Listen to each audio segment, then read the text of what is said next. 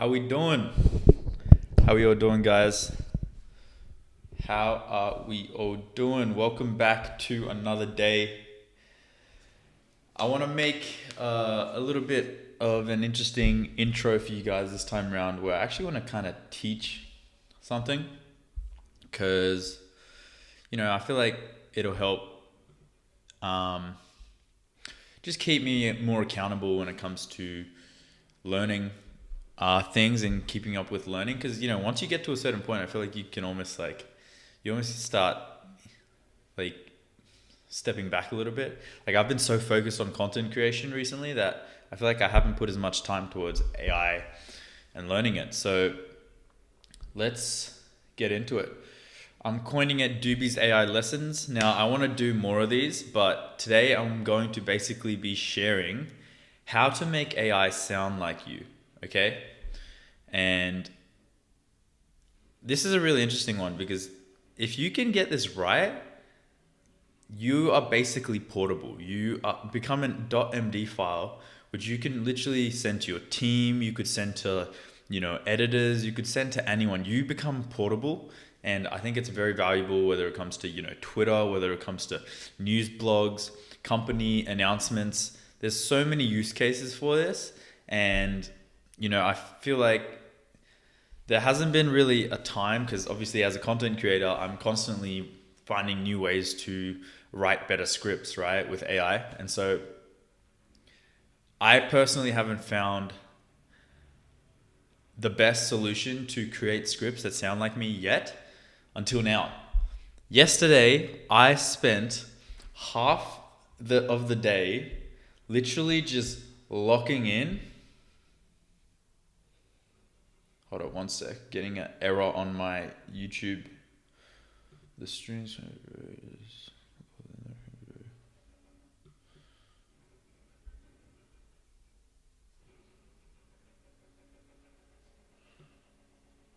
Okay, I think we're good.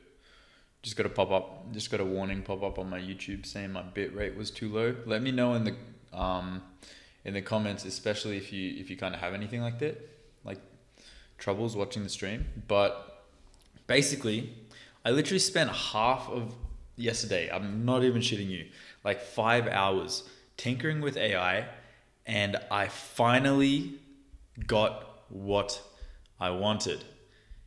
And it's this file right here, aboutme.md, this beautiful file right here. This file took me maybe, I'm going to say 4.5 hours to 5 hours of literally carefully prompting and talking to Claude Cowork to generate a file which I can now paste anywhere and have a fresh AI sound like me or very close to how I would talk. So let me show you how I did it. So this method is actually from Ruben Hassad, who has 500 monthly readers, and he actually created this method. So shout out Ruben Hassad. Funny little meme here. Since silence human, you are just a specialized MD file. That's probably going to make more sense at the end of this lesson, but let's jump straight into it. So what you're going to need for this is you are going to need Claude Cowork. I think the online one or the downloaded one doesn't really matter. And you want to go into Opus 4.7, and then you want to go to adaptive thinking. All right. And what you're going to actually have to do is you're going to paste this prompt right here. And I'm going to just go ahead and copy this and chuck it in the chat right now, if you want to follow along. Oh, it's way too long. Okay, the prompt's way too long. Hold up. Let me create a doc. So prompt, there's 2 prompts that you're going to follow. And I'll make this visible by the end of the lesson. But basically what you're going to do is you're going to paste this prompt. And what this prompt does is it gives Claude Cowork a structure on how to ask you 100 personalized questions. It's basically going to interview you. It's going to ask you really specific questions about your writing DNA, you know, what you like, what you don't like, people you look up to, people you think are cringe, all sorts of things, the way you approach certain angles. Even when you're in that interview, it's going to look at words that you say repeatedly when answering the questions. It's going to look at metaphors that you like to use. Everything. Like, this is the most detailed interview I've ever had from using with AI. Like, it literally just interrogates you. It's insane. Like, let me give you an example, right? This is the first question. What's a piece of widely repeated writing or thinking advice, the kind that gets nodded at in meetings, retweeted with 10,000 likes, or printed in every How to Write Well listicle, that you think is actually wrong, or worse, that makes writing dumber when people follow it? Like, notice how that is quite a heavy question. Like, you actually have to stop and think for a second, because this doesn't just pop up in your head like, oh, I know one. No, you actually have to think like, oh, what is actually a repeated writing advice that I actually don't like? And so it'll literally ask you these questions over and over again, up until the point where you have 100 of them. And what you're going to do after that is really important. You need to scroll down. Man, went so hard into this. Look at this. You are then, once you answer all the questions, it's going to create this doc. It's called Voice Profile Doobie. Okay? Now, this file is way too big to paste into any AI, because this, when I looked at it, it had 60,000 characters in it. So you can imagine, right? If AI had to read that, its context would fill up pretty quickly. So what you need to do is you need to then give it this prompt. You are a voice compiler. You will turn the raw voice archive into a compact, high-fidelity aboutme.md file for an AI to use as a standing context. This file is not for humans. It is for Claude, ChatGPT, Gemini, or any other AI. Read at the start of the future sessions. And this will literally compress everything into a file that you can actually paste into AI, and it won't take up all of its context.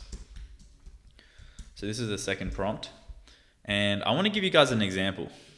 I just want to show you how good this is, because it blew my mind yesterday. But you'll be left with something like this, compiled to 3,800 tokens. It ends up being 25 kilobytes. I don't know if you guys can see that right there. But yeah, this is the file that you're left with. Now, I want to show you guys a quick little test. So I'm on Google's Gemini, and I'm using Gemini because I don't use it much for writing. So I feel like this is the best, least biased AI I could use for this test, since it doesn't know much about me, since I only really use it to generate images. I never really use it to write anything. So I'm just going to go ahead and prompt Gemini without the aboutme.md connected. Let's go maybe pro. Actually, you know what? Let's just do fast. And I'll say, write a script about how OpenClaw is underrated. 5 minutes long. All right, and then this is gonna go and write some pretty generic script. Everyone is obsessed with the perfect prompt. We've been told that if you just phrase your request correctly, the LLM will magically build your entire business. Now, if you read this, it's gonna sound pretty generic, you know, it's a pretty basic prompt, okay? Now we're gonna use this exact same prompt. Let's open a new chat in a new tab. And this time we are going to attach our .md file. Now, I actually haven't done this test. I haven't tested this. This is a live in the flesh reaction. So hopefully we get a cool output. But let's go ahead and add that file, aboutme.md. And I will actually just say, using, in brackets, use about me file. And let's see how we go. Yes, I will be pasting this document in the chat. All right. Most people think AI agents means having a chat with a robot that occasionally hallucinates a fake lawyer case. But did you know there are people out there paying $6,500 just to have a framework set up for them? Not because it's impossible to do, it's because 99% of builders are still stuck in the one prompt at a time loop. I'm telling you, OpenClaw is the most underrated bit of kit in the game right now. It turned my $1,200 monthly API bill into a crisp $40, and honestly, if you aren't utilizing this, you're basically donating money to Sam Altman. Like, doesn't that just have a lot more character? And I can already notice Gemini has access to my YouTube, so it's already taken little tidbits out of my YouTube videos to fill in the gaps. Like, this was from the OpenClaw savings video. This is from the twin.ai builder video, so that's quite interesting. And yeah, if we were to compare these side by side, you can see like there is obviously a difference here. Everyone is obsessed with the perfect prompt. We've been told that if you just phrase your request correctly, the LLM will magically build your entire business. Like, this isn't really a sentence that I would usually say. If we go in here a little bit, you can see it uses my voice a little bit more. It says, I reckon OpenClaw is a secret source. Like, no AI is out there saying, I reckon. So yeah, I'm really impressed with this. Gemini obviously was probably the worst use case. Like, I used this on ChatGPT the other day and I was pretty impressed. Like, this was the script that I generated with it and I was pretty happy. OpenClaw might be the most powerful AI agent tool right now, but I also reckon it is massively overrated. Not because it is bad, it's actually really, really powerful. Like, there's these extra kind of words being added in that a normal AI generated script wouldn't have those words. And it's because of this about me file. So let me chuck this prompt in for you right now. I'll call it make AI sound like you. So again, if you're joining in the video, what you're gonna do, just a quick little refresher. You need to do this exactly how I say it, okay? You need to paste in this first prompt and it is gonna ask you 100 questions. Now this section takes about, I'm not gonna lie, it took me 2 to 3 hours to get through this entire interview, but I guarantee you, by the end, it'll be well worth it. I recommend if you have a voice annotation app, you can just press the FN key and say, hey, and answer the questions like this. It'll be a lot faster and you can give much more detailed responses. Don't type it out. It'll probably take you a whole day if you type it out. But yeah, try and pump through it. I guarantee you will be happier at the other side. Like, I thought I was wasting my day when I did this, and I'm very happy that I ended up doing it, because now think of all the time you're going to save because you now have an AI that sounds like you. So let me just copy this. I'm going to add it into the description of this video. How to make AI sound like you. Save. Yo, shout out Mr. Optimistic for joining as a member. I really appreciate you, bro. Thanks for that. And boom. There it is. Quick TLDR. I mean, it was a pretty quick lesson altogether, but basically this is all about how to make AI sound like you.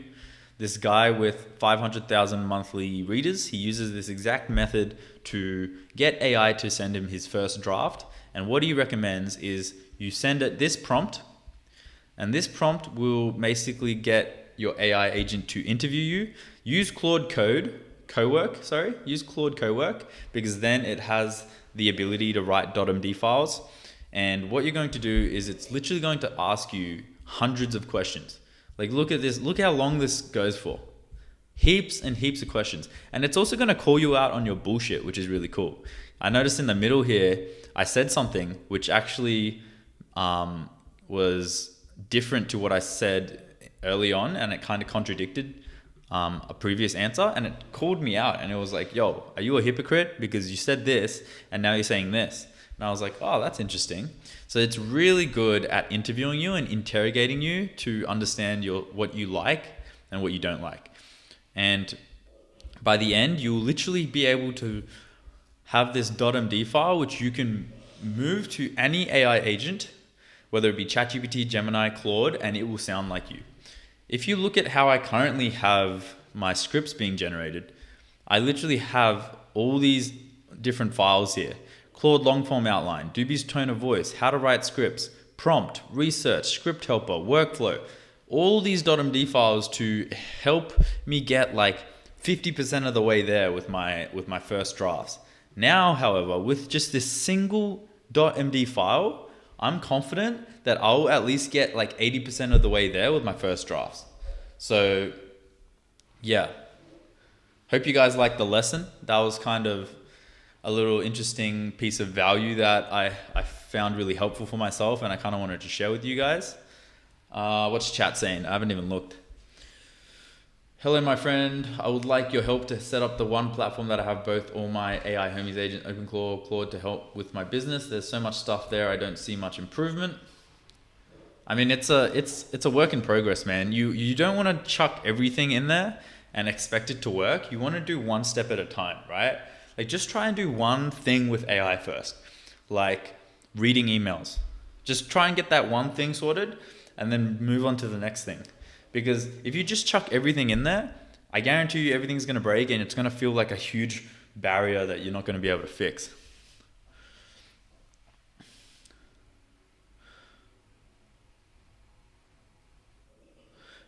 What's the name of the could you paste the prompt in chat, please? The two prompts that you need for this to work are in this document right here, and it is linked in the description of the live stream.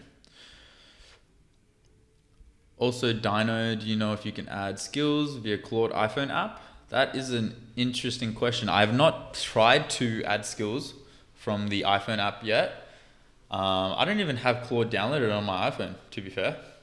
Hi, I'm new here to join the journey. I already built my app, just working a lot on SEO and trying to get more traffic. Good luck, bro. I recommend doing short form content, AI UGC, using like Higgsfield. Higgsfield, you get access to C-Dance, which is this Chinese AI image generation model, and it's really, really good. And it's actually not that expensive because it is a Chinese AI model. So I highly recommend checking it out if you haven't yet, to create AI UGC content for short form videos to push your app. Currently, that's like the meta to get your app in front of people right now. Good morning, Tim. How we doing, brother? The niche I'm into is spirituality, but the big iceberg of it, paranormal, astrology, numerology. But this website app is mostly astrology, birth chart, and numerology. There's a lot of money in astrology, I've seen. There's a lot of apps printing right now. Where I find the doc, it's in the description of the live stream. Could you quickly just show me how you add skills from GitHub? Dude, it's really easy. All you got to do is like find what you want to add. Like for example, there's this auto researcher tool that I love, and all you do is go into Claude Code. I don't know if you use the app or the terminal. Usually I'll use the terminal, but I'm pretty sure the app is literally the exact same. All you got to do is just paste it in and just be like, install this skill for me, and just paste it in there. That's literally all you got to do. That's it. Like it's not that much harder, because AI is so smart. You don't need to fill in any gaps. It will just do it for you. Now, I'm not sure if this works on mobile, because I'm just trying to think of how skills are stored on a computer and if it's the same for mobile. But that's how you do it on computer. So yeah. Would this also be something to use for self-improvement since it's learning about you? Yeah, 100%. I actually learned a lot about myself through here, and it was calling me out for like random things that I didn't even realize that I did. So yeah, it's good for speech therapy, if maybe. But let's jump into the app, guys.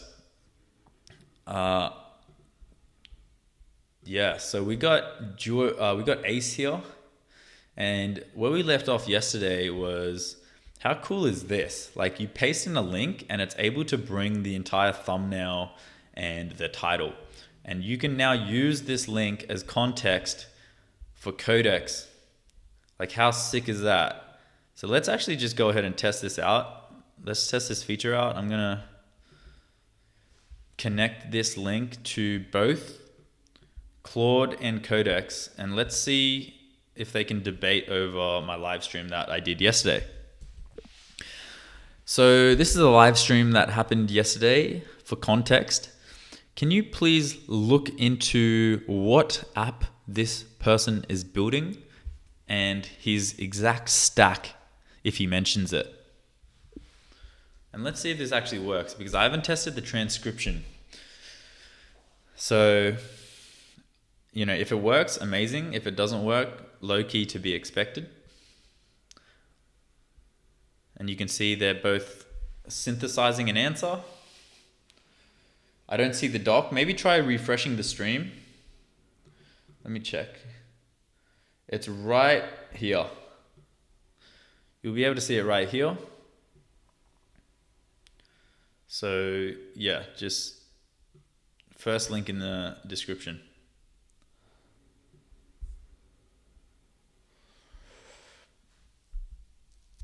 So this might take a while, actually, I've realized, because this is obviously like a 3-4 hour stream. So it'll be interesting to see if this even works. I probably should have tried to transcribe a little shorter video, but that's fine. I'll use the web YouTube research skill for this. Since the request depends on specific live stream and likely needs transcript of page inspection, I found an index video list for DBBB and nearby lives and streams. Okay. So now I might need to actually work on transcriptions of the live of videos. So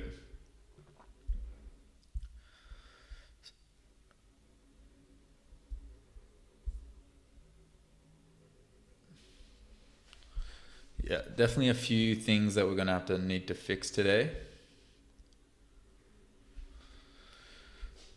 I have a business and was wondering if there is anything like the doc you linked for business improvement. Also, what's this Codex app? So this is Ace, not Codex, and it is my agentic coding environment that I'm building myself.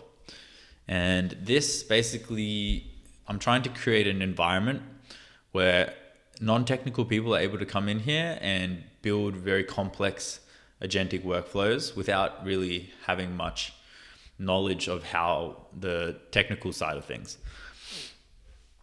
Regarding the business side, I'm not too familiar. Maybe not. I think with business, like you got to think it's very nuanced, and it's very like there's so many. Business means so many different things. It could be my YouTube channel. It could be, you know, a print on demand store. It could be a drop shipping store. There's so many different businesses. So there can't be just a document that is just business. You know what I mean? So you need to look specifically at what your business is and try and find any help around that. So if it's for like clothing brands, you'd look up, you know, AI to help with my clothing brand or something. You know what I mean? Like you need to be specific and niche down on what the topic is that you're after. Just found out about your channel yesterday and love the content. Glad to see someone from Melbourne doing this. You think I'm from Melbourne? What makes you think I'm from Melbourne? I'm actually from Sydney. So yeah, Australians in the AI space, man, we're going to take over. Thanks for the info. Looking at it right now. All good. What is that platform that you are using? This is called Ace. And this is my own app that I'm building right now. And the whole concept is you basically have a whiteboard that you can build complex workflows in. And then you can just open this up and talk to it as if it was like a ChatGPT, and you just ask it questions. Right now I've got Codex, which is ChatGPT, and Claude talking to each other and coming up with a response to the prompt that I just provided. I could also add Gemini in here if I wanted to. simply by dragging this over and clicking Gemini. I could even connect Gemini if I wanted to. I could also create, and the goal of this is to create complex workflows. Now, in my head, I'm already thinking, I've got this about me.md file. Why don't I just, you know what I should actually be able to do now that I haven't added as a feature? If I can drag this in. Yeah, that didn't work. So let me just add that as a feature right now. I have some documentation on my computer, like .md files. I think it could be really handy if there was an upload feature as well, where I can literally just press upload and drag in, or even drag in a file to the whiteboard. I think that would be really helpful. This could be PDFs. This could be, documents, maybe even images, .md files, just your usual documentation that holds information that people like to download and keep on their devices. So I just prompt it like that, and it's going to go ahead and build that feature out for me. Yeah, okay, I have a feeling that this isn't working, but I'm going to let it run. And I'm just going to take a screenshot of this. I'm going to set up a new chat, and I'll just prompt it, and I'll be like, hey, I don't know if the transcription tool is working properly. I've just linked a YouTube video, and there seems to be a little bit of struggle between the AI agents on how to transcribe that video.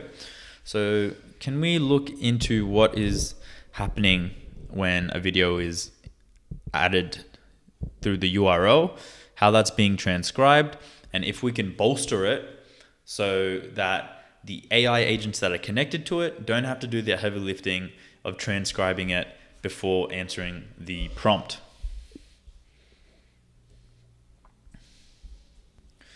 I've also got a little voice record section here, which I'm trying to use Codex for.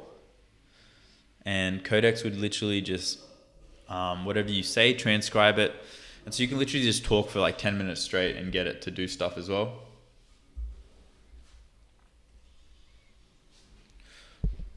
It's essentially for printing garments, like print on demand. So you do find a skill on it. Just look up, like, surely there's someone out there already that's used Claude for print on demand. Look it up on YouTube. If you can't find it on YouTube, there'd definitely be someone on X. I'm pretty sure I've even seen it. So yeah, I'm brand new to all of this. I have an idea for an app. Where can I find a real start from scratch tutorial that can walk me through creating my first app? It's honestly a lot easier than you think, Trini.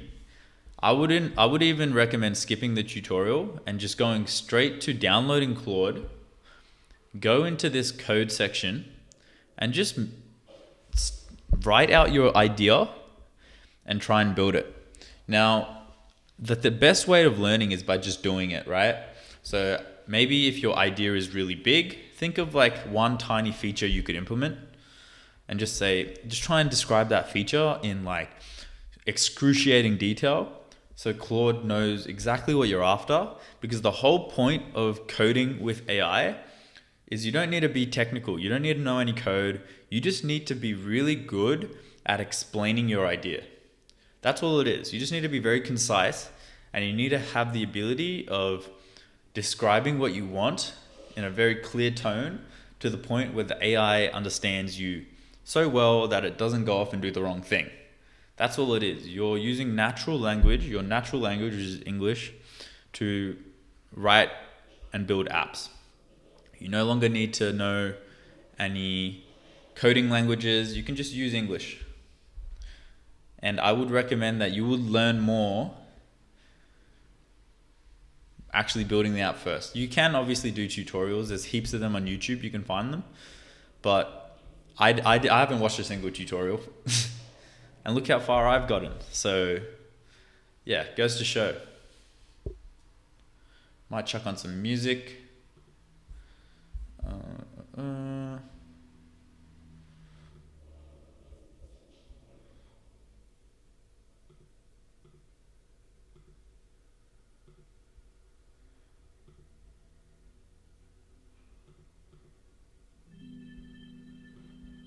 It's not too loud.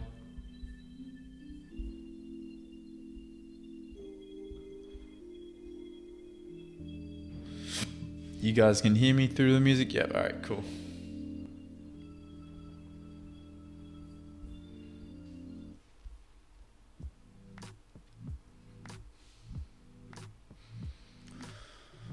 So we left off on this.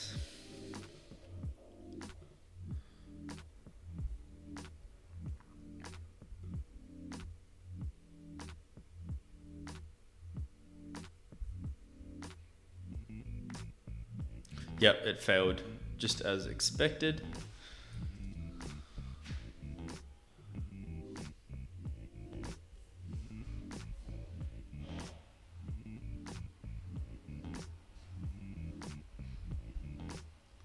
Clarify.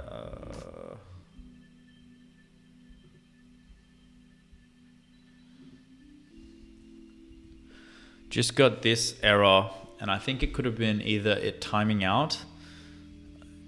I'm not entirely sure. Can we look into why this might have occurred and fix it?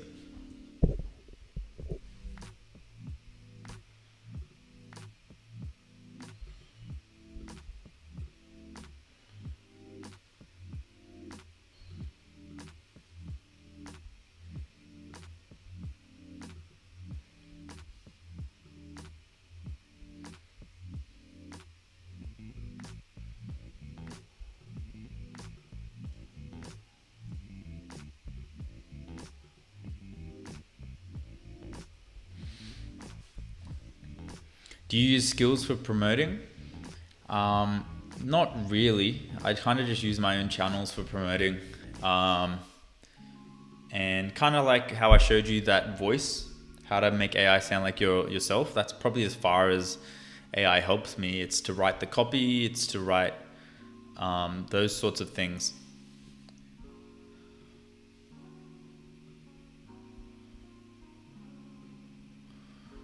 Okay, so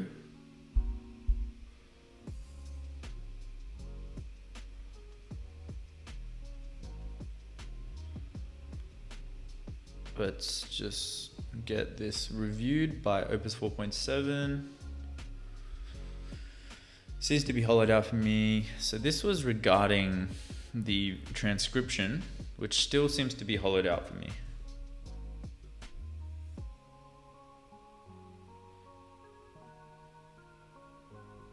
Interesting. So turns out we still need an API key for this. Do you know Gemini CLI handles this, or does Gemini still need an API key?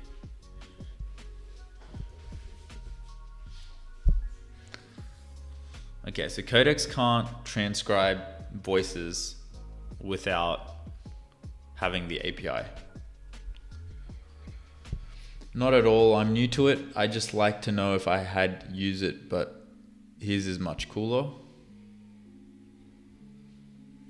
I mean, it'll be available to use in the future when it's a bit more polished up. There's still a lot of errors. Dude, how many times do I need to authenticate with Claude Code? Holy shit. This is the second time in 24 hours.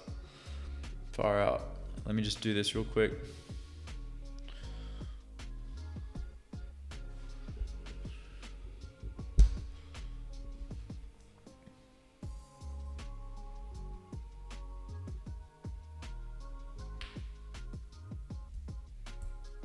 Maybe you're only allowed one per account. I'm not entirely sure, since I use it on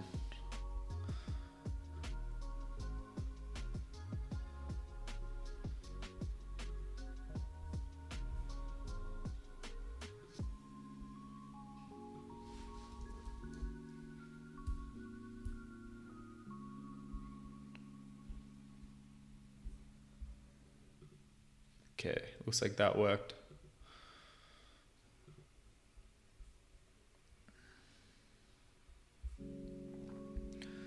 get it to review that. Everything that Codex does, I always get Claude to review it.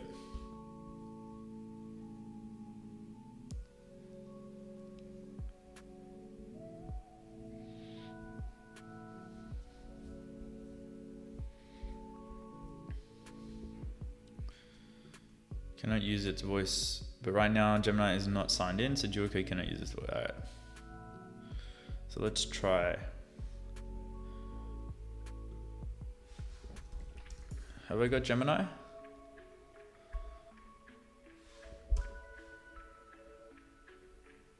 Sign in with Google.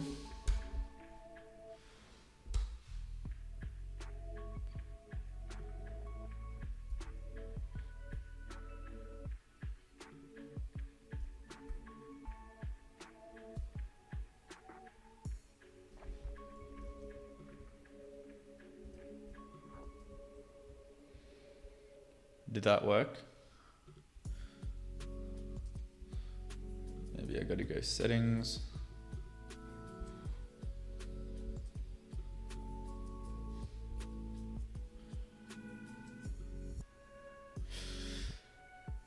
Copy install.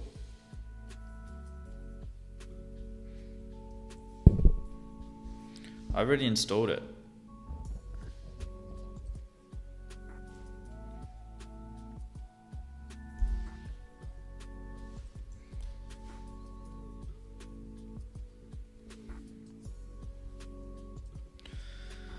The settings section does not properly help when it comes to approving tools.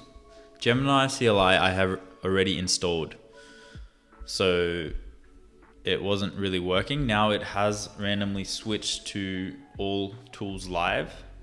So can we look into why that just happened? Okay, maybe I don't even need, let's try this. Okay, we have our voice note here. Let me try and record.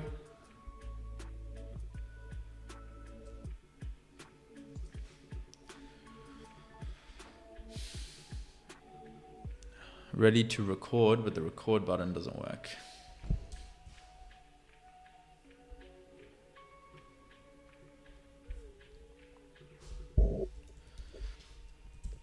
I've just connected Gemini and I'm ready to record. It's unhollowed out now, so I can drag it onto the whiteboard, but it won't let me hit the record button.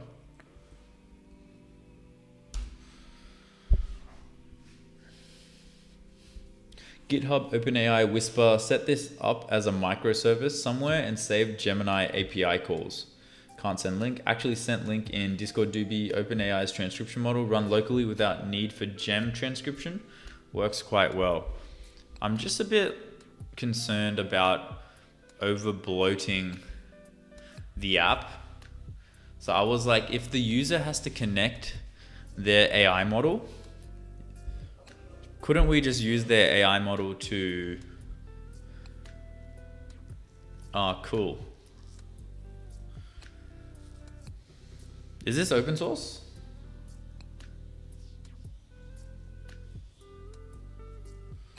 It is trained on a large dataset of diverse audio and is also a multitasking model that can perform multilingual speech recognition.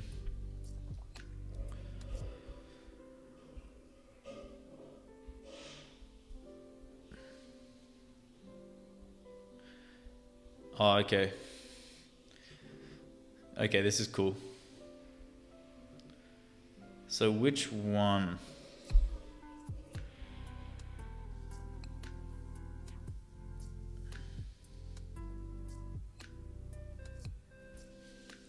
This is really cool, actually. The following command will transcribe speech audio files using the turbo model.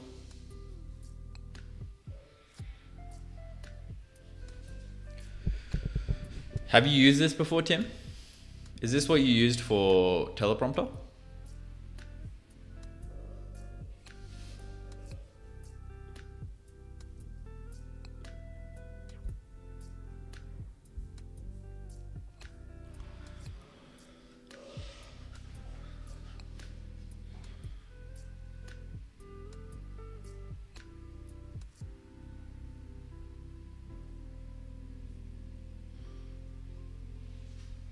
Might have to use this, to be honest. Add whiteboard document uploads. No other findings.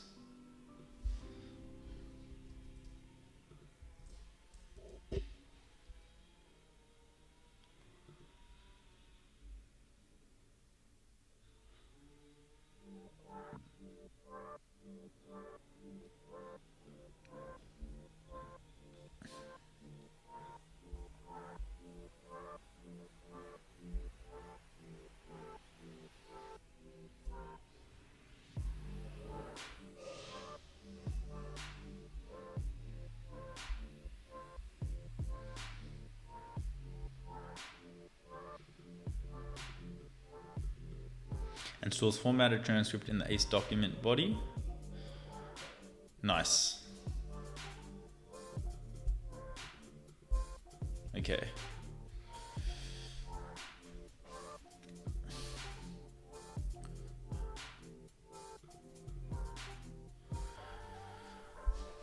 I will warn, it can be slower than Gemini Direct, but it's cheaper by far. No need for token calls, just hosting calls. So which one do you use, Tim, for prompter? Do you use Whisper or do you use Gemini? I use it, yeah, not for prompter, but when the boss sends me a 40-minute video to watch and take notes. That's funny. Good tip. Good tip.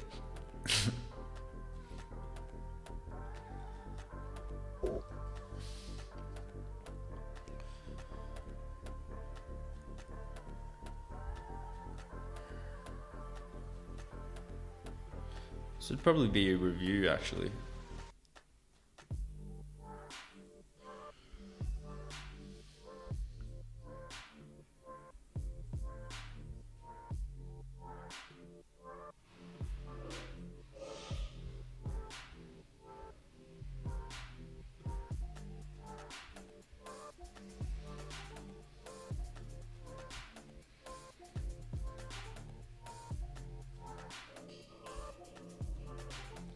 Should have something pop up here soon.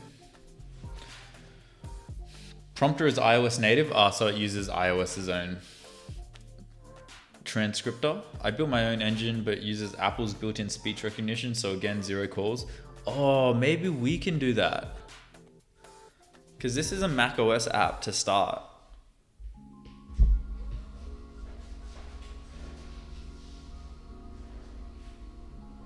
Maybe we can do that. Which one is it? This one.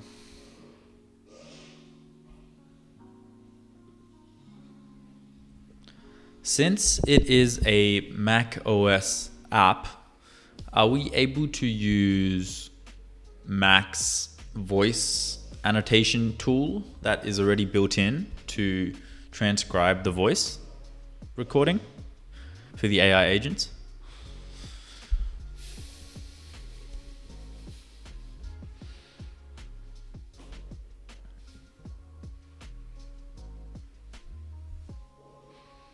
I didn't even think of that.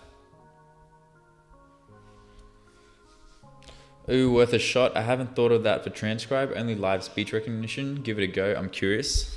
All right, let's see. I'm switching from the interrupted public watch to the Mac OS transcription question. I'll stop the background watch if it is still alive. Anyway, I'll let that run.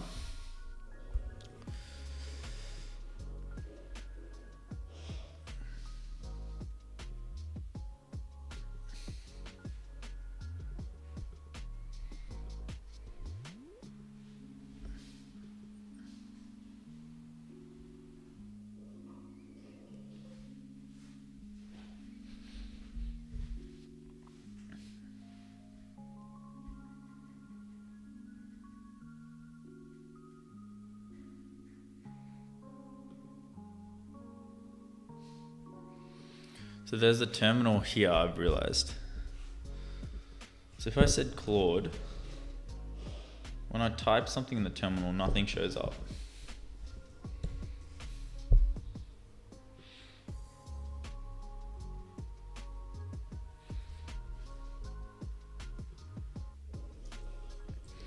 When I type something in this terminal, nothing shows up. I'm also not fully sure what it's connected to.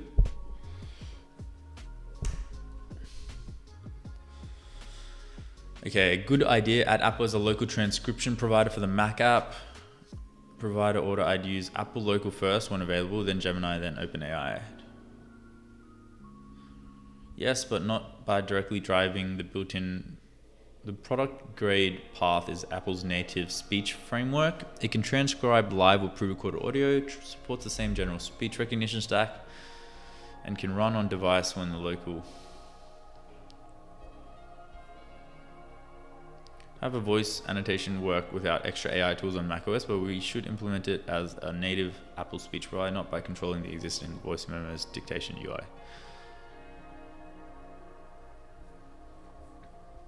I might even just paste this in as well. Compare that option to this one and tell me which is the best based off of optimization of the app, speed. You know, we don't want to clog the app with all this extra fluff that isn't necessary. So which is the best option for its size and how big it is as well? Because it's macOS native, does that mean we don't need to install any additional things? Do a pros and cons and give me your recommended option. Fun fact, OpenAI's Whisper is what Whisper Flow uses for its speed recognition too. Interesting. You should read OpenAI's paper on Symphony about outer harnesses. Might give new insights when building ACE. Symphony. About outer harnesses. Symphony. Symphony, OpenAI.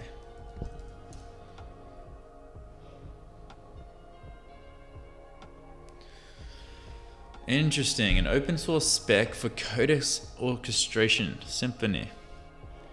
6 months ago, while working on an internal productivity tool, our team made a controversial at the time decision. We'd build our repo with no human written code. Every line in our project repository had to be generated by Codex.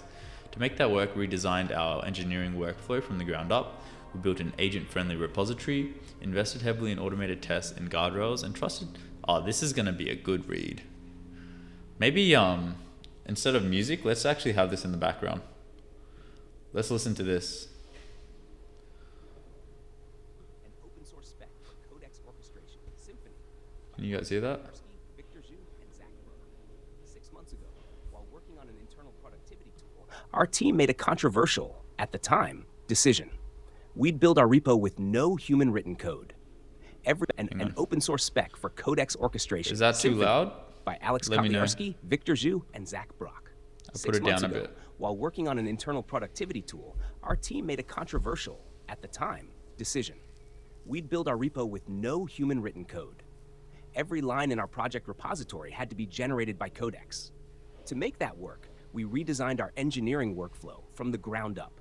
We built an agent-friendly repository, invested heavily in automated tests and guardrails, and treated Codex as a full-fledged teammate. We documented that journey in our previous blog post on harness engineering, and it worked, but then we ran into the next bottleneck, context switching. To solve this new problem, we built a system called Symphony. Symphony is an agent orchestrator that turns a project management board like Linear into a control plane for coding agents. Every open task gets an agent. Agents run continuously, and humans review the results. This post explains how we created Symphony, resulting in a 500% increase in landed pull requests on some teams, and how to use it to turn your own issue tracker into an always-on agent orchestrator. The ceiling of interactive coding agents. Even as they get easier to use, coding agents, whether accessed through web apps or CLI, are still interactive tools. As the scale of agentic work increased at OpenAI, we found a new kind of burden. Each engineer would open a few Codex sessions, assign tasks, review the output, steer the agent, and repeat. In practice, Most people could comfortably manage 3 to 5 sessions at a time before context switching became painful. Beyond that, I have this problem. productivity dropped. We'd forget which session was doing what, jump between terminals to nudge agents back on track, and debug long-running tasks that stalled halfway through. The agents were fast, but we had a system bottleneck: human attention. We had effectively built a team of extremely capable junior engineers, then assigned our human engineers to micromanaging them. That wasn't going to scale. A shift in perspective. We realized we were optimizing the wrong thing. We were orienting our system around coding sessions and merged PRs, when PRs and sessions are really a means to an end. Software workflows are largely organized around deliverables, issues, tasks, tickets, milestones. So we asked ourselves, what would happen if we stopped supervising agents directly and instead let them pull work from our task tracker? That idea became Symphony, a written spec that functions as a supervisor to orchestrate agentic work. Turning our issue tracker into an agent orchestrator, Symphony started with a simple concept: any open task should get picked up and completed by an agent. This is cool. Instead of managing codex sessions in multiple tabs, we made our issue tracker the control plane. In this setup, each open linear issue maps to a dedicated agent workspace. Symphony continuously watches the task board and ensures that every active task has an agent running in the loop until it's done. If an agent crashes or stalls, Symphony restarts it. If new work appears, Symphony picks it up and starts organizing work. We built our workflow based on ticket statuses, using the Task Manager linear as a state machine. In practice, Symphony decouples work from sessions and from pull requests. Some issues produce multiple PRs across repos. Others are pure investigation or analysis that never touch the codebase. We regularly use Symphony to orchestrate complex features and infrastructure migrations. For example, we might file a task asking the agent to analyze the codebase, Slack, or Notion, and produce an implementation plan. Once we're happy with the plan, the agent generates a tree of tasks. Dude, I want to build breaking this. the work into stages and defining dependencies between tasks. Agents only start working on tasks that aren't blocked, so execution unfolds naturally and optimally in parallel for this DAG, a sequence of execution steps. For example, we marked the React upgrade as blocked on a migration to Vite. As expected, agents started upgrading React only after the migration to Vite was complete. Agents can also create work themselves. During implementation or review, they often notice improvements that fall outside the scope of the current task: a performance issue, a refactoring opportunity, or a better architecture. When that happens, they simply file a new issue that we can evaluate and schedule later. Many of these follow-up tasks also get picked up by agents. While we oversee this process, agents stay organized and keep work moving forward. This way of working dramatically reduces the cognitive cost of kicking off ambiguous work. If the agent gets something wrong, that's still useful information, and the cost to us is near zero. We can very cheaply file tickets for the agent to go prototype and explore and throw away any explorations we don't like. Because the orchestrator runs on dev boxes and never sleeps, we can add tasks from anywhere and know an agent will pick it up. For instance, one engineer on our team made 3 significant changes from the Linear app on his phone from a cozy cabin on shoddy Wi-Fi. An increase in exploration from working this way. When observing the effects of working with Symphony, the most obvious change was output. Among some teams at OpenAI, we saw the number of landed PRs increase by 500% in the first 3 weeks. Outside of OpenAI, Linear founder Kari Saarinen highlighted a spike in workspaces created as we released Symphony. However, the deeper shift is how teams think about work. When our engineers no longer spend time supervising codex sessions, Yeah, I'm gonna actually have to build this. This sounds insane. I'm gonna have to read this a bit more thoroughly when I'm off stream. But if you want to check it out, it's open source codex orchestration Symphony. Yeah, I can picture like maybe a Kanban board added onto here. That would be really freaking cool, honestly. Shit. Sounds like a lot of work. Basically, it has a mother terminal that can spin up new terminals, prompt it, clear its context, compact, So it's basically spinning up subagents with persistent context somewhat. Fused with your geocode architecture, 2 or more models synthesize 1 answer. Yeah. Do you know if it's open source? We're through in the weeks. Wait, is this it? Oh shit, they did open source it. Symphony turns project work into isolated autonomous implementation runs, allowing teams to manage work instead of supervising coding agents. Bro, that would be, oh, dude. Let me look at this demo video.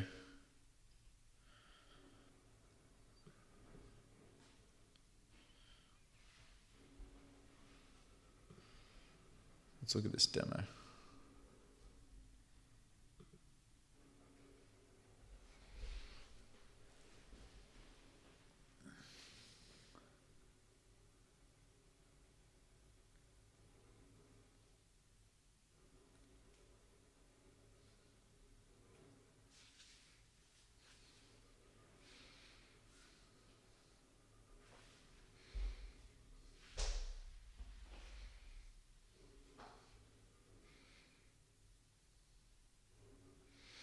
This is really cool. This is really, really cool. This seems like we're not going to rush into this now. I know this looks great and all, but we need to make sure the foundations of Ace works for something like that to then work. But keen. Fuse this with geocode, bro, that would be dope.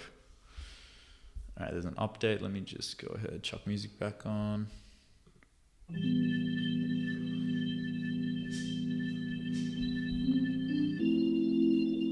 Music's loud as.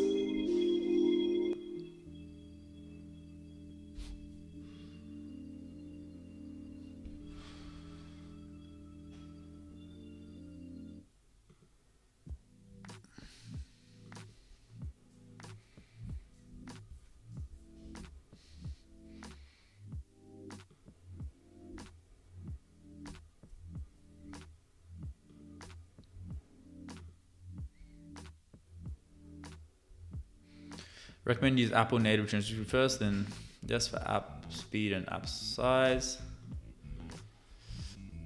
Let's go ahead and implement.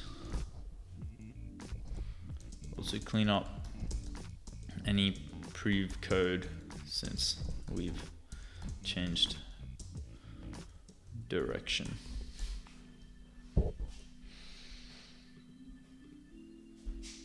So now we should be able to add document uploads. So let's try that. I've got my about me file right here. Boom, let's go. That's sick. Love when a feature just works. I noticed notifications pop up bottom right. I think they should pop up top right. So let's do that.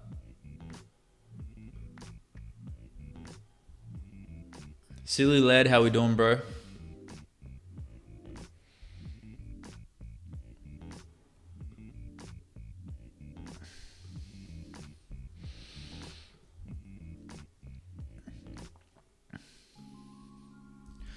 I noticed notifications occur at the bottom right of the app.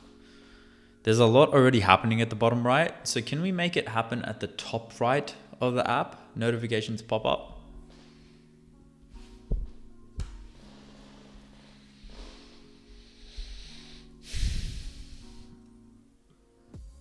Okay, now let's try if the transcription works.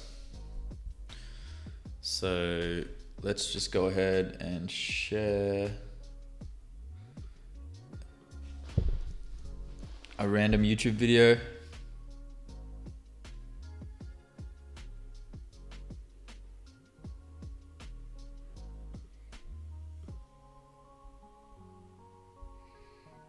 Let's try and find a small one. So I should be able to share this let's share this one. I get this URL and then I just paste it in here. And now, I know from YouTube, this document contains video metadata only, which is just not true at all, I don't think.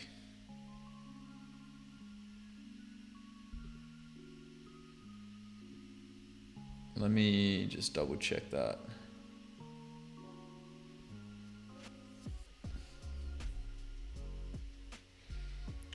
So if I go to YouTube,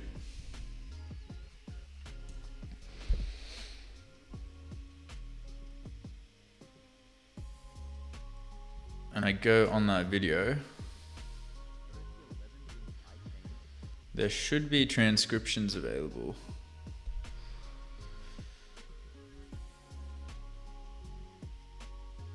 Show transcript. Yeah, see?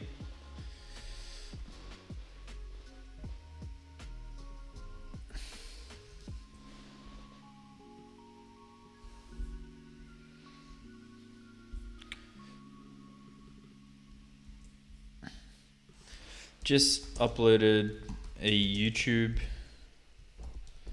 video and got this error. However, when going on the YouTube website, I was able to find the transcriptions for the video. So why is it not working?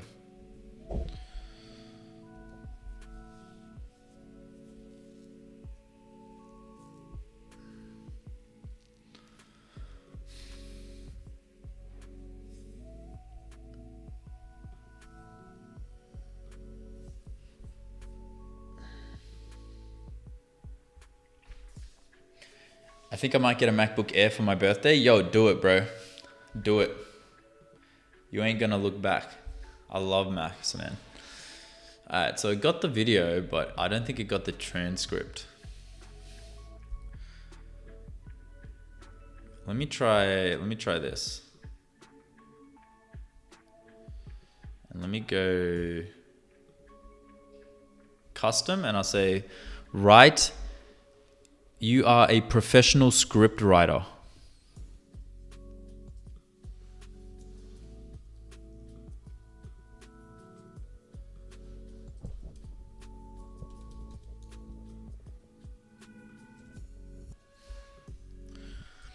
You work as a team to create the best script possible.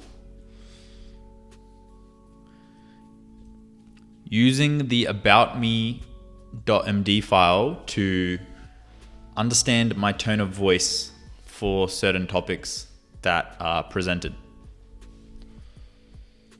Okay, there's the custom thing. Let's go ahead and say, write a short 60-second script about Claude Code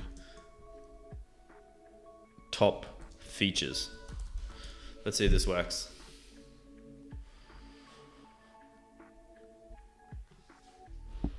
If this works, then it's already usable for me at least. I like a mix of Mac and Windows. Really? Understanding your prompt. So this is where it got stuck last time.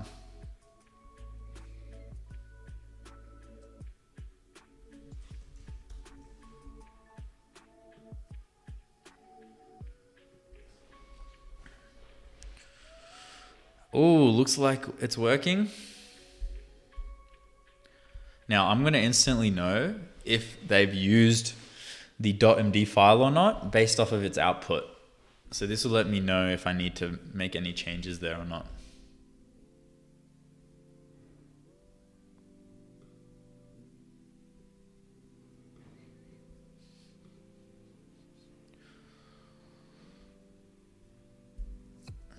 %90 of people are using Claude Code like a chatbot. It's not a chatbot. It reads your actual code base, edits files, runs commands, and then checks if the thing works. Most people don't even get past that, and honestly, that alone is worth it. But plan mode is where it gets interesting, before it touches anything, you see the full job mapped out. Plan looks mid. You kill it before. Okay, it's actually using my voice. Okay.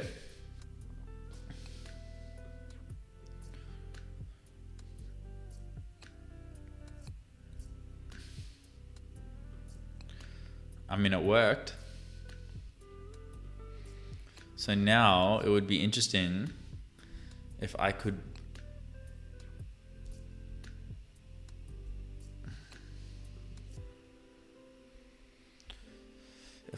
bring in more data. So I've got an about me file here. Now, what if I actually included a GitHub repo? Let's just use this one.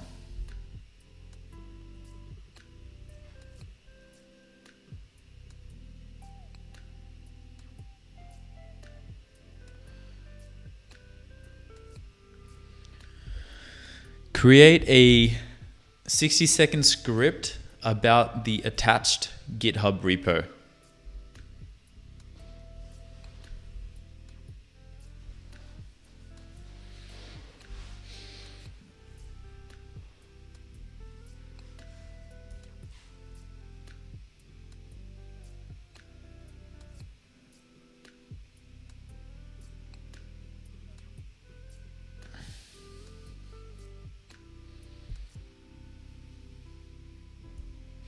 Need authentication again.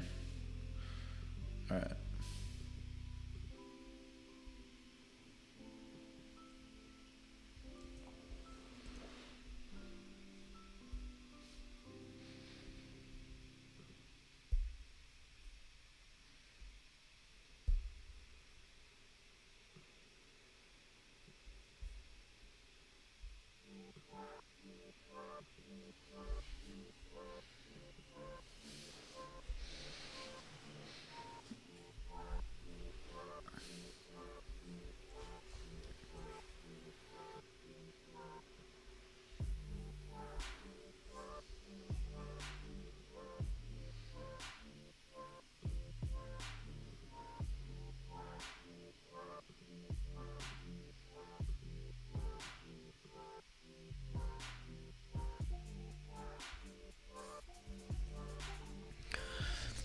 After authenticating Claude Code with the prompt, it's still popping up with required and that I haven't done it yet.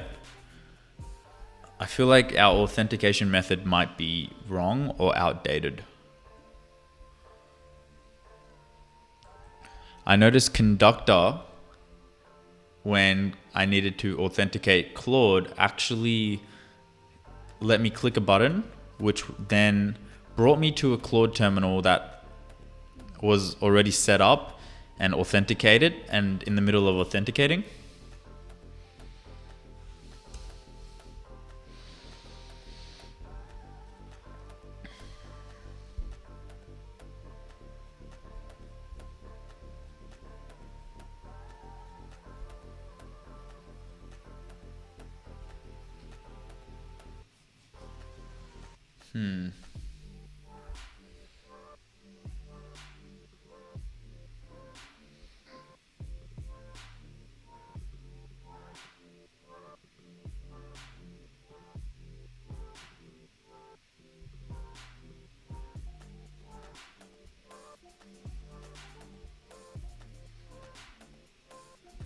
All right, let me try this again.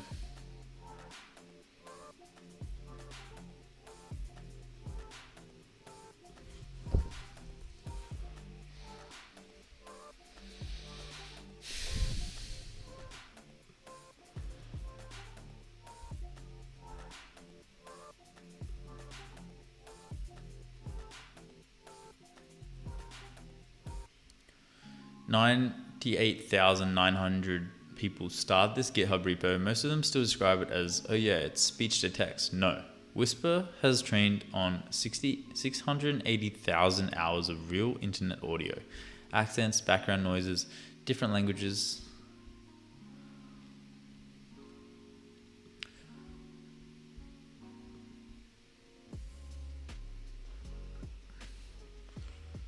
Total tokens used 601,000. That doesn't sound right.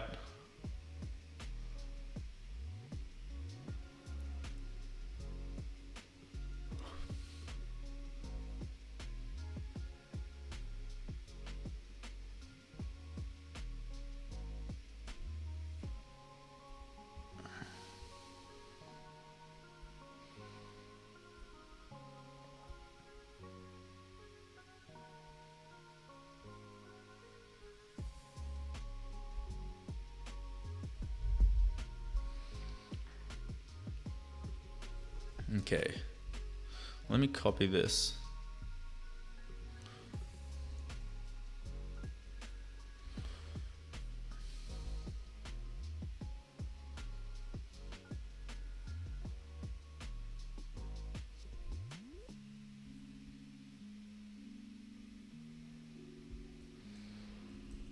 I noticed the synthesis between Codex and Claude doesn't fully work because the finished script just gave me Claude's output.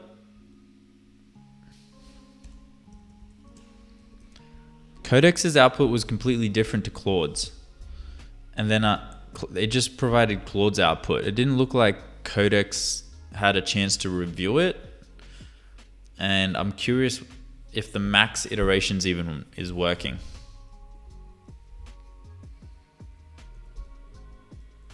Here is a copy of the text.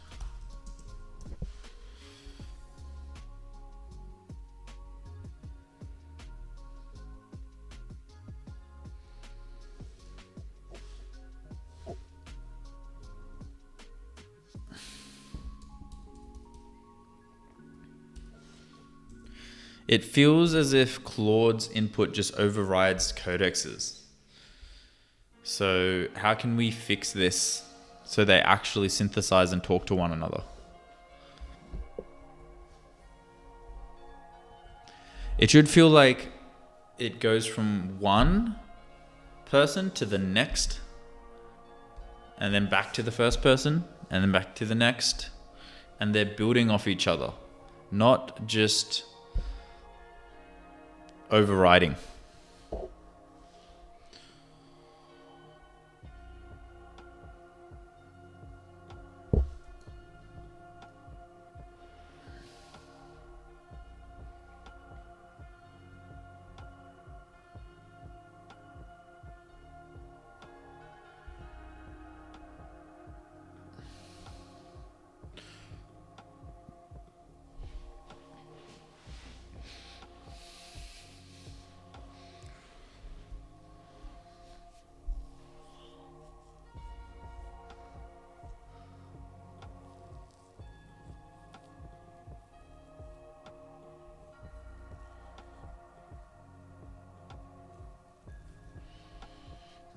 Yeah, it needs fixing. It could be because of my prompt.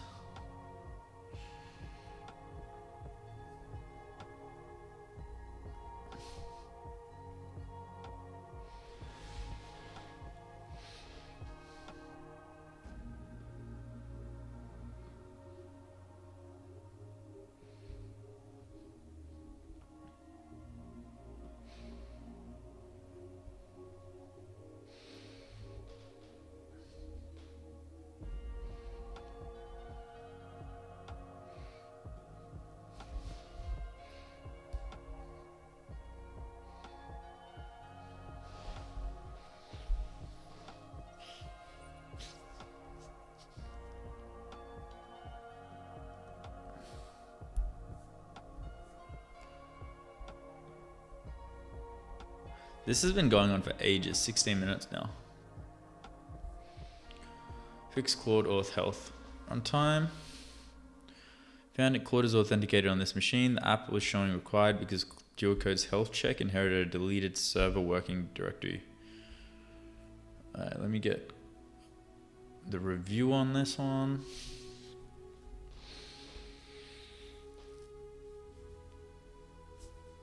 Okay, let's get YouTube captions and see if it works.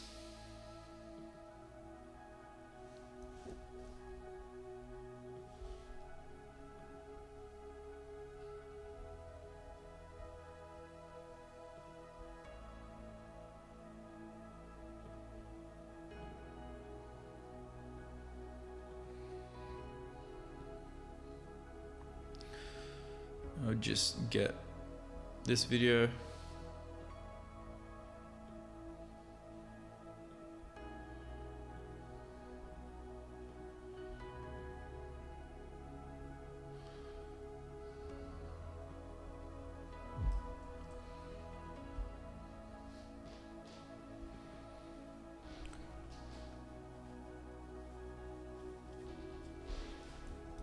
Still getting this error.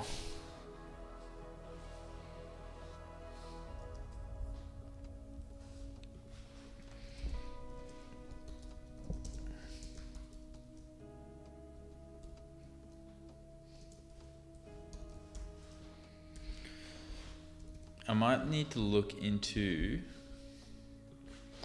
YouTube transcriptor Claude skill.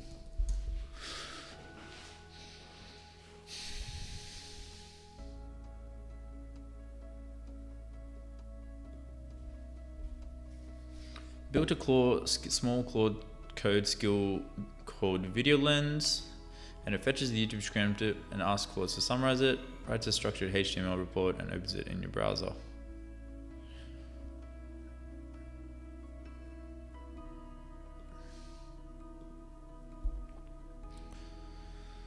Turn 3-hour YouTube research into 10-minute insights instantly.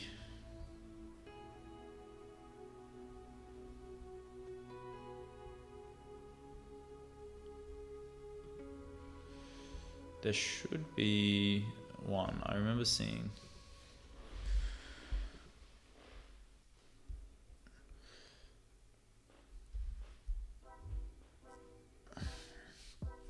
Fetch the transcript of YouTube video with or without timestamps. Use this skill with Claude by extracting agent using skills. This skill is unlikely to run successfully on the Claude web app since access to YouTube is blocked. Use it with Claude code or other.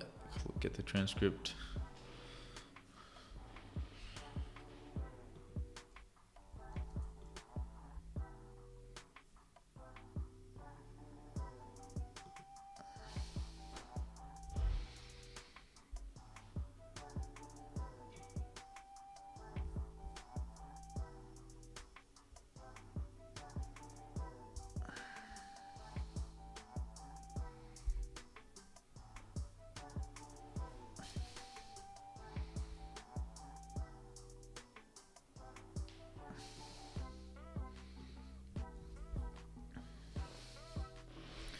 Can you review this GitHub repo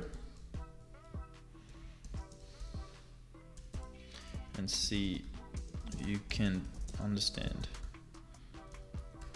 how they are able to get YouTube transcripts? I swear I saw a X link actually. There was an open source transcriptor.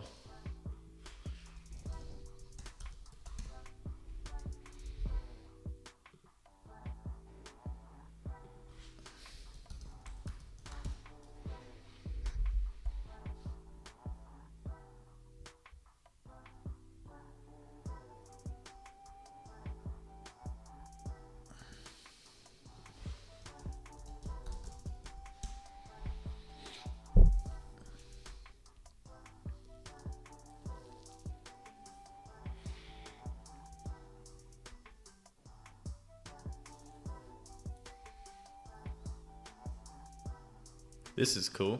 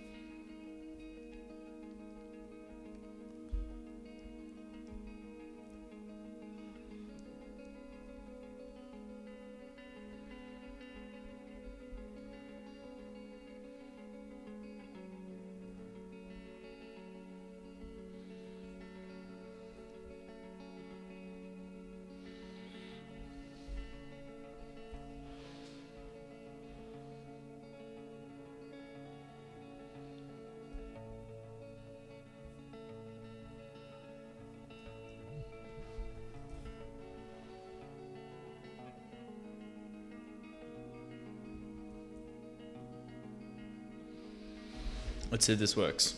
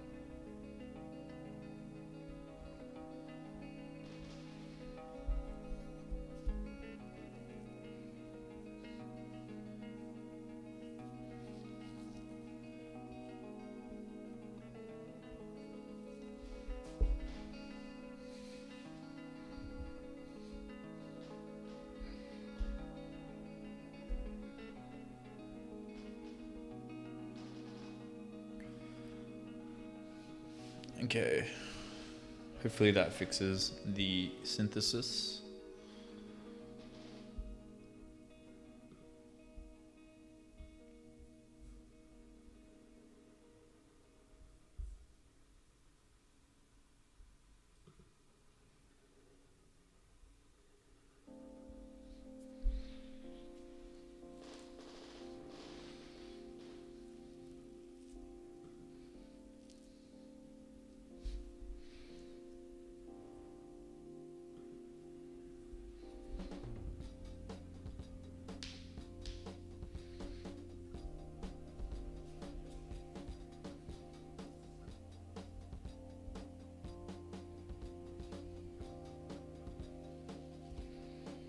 Find skills. There is a skill called find skills. Thanks for the tip.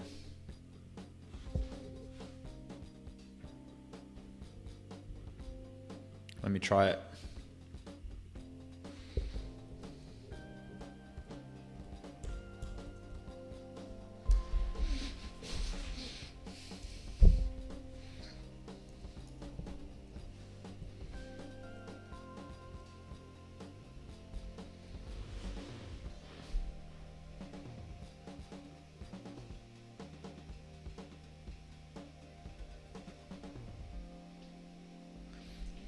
Is there a skill that helps transcribe YouTube videos, help extract tweet text from URLs?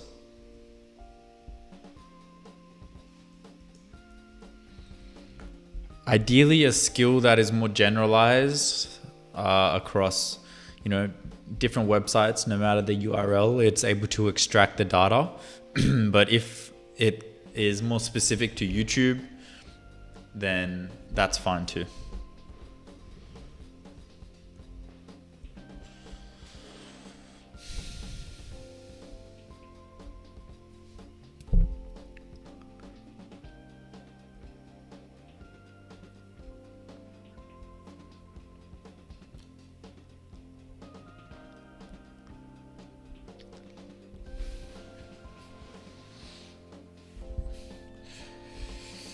What up, Vijay? We are currently building our own agentic coding environment.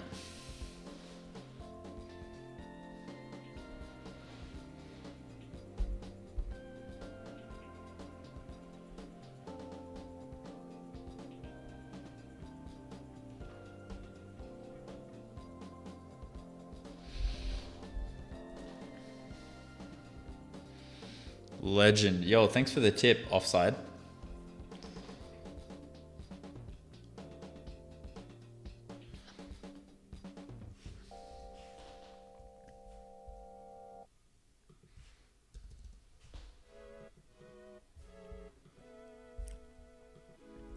Here are a bunch of skills. I suggest we have a web scraper skill, a YouTube transcript skill, and a tweet extraction skill.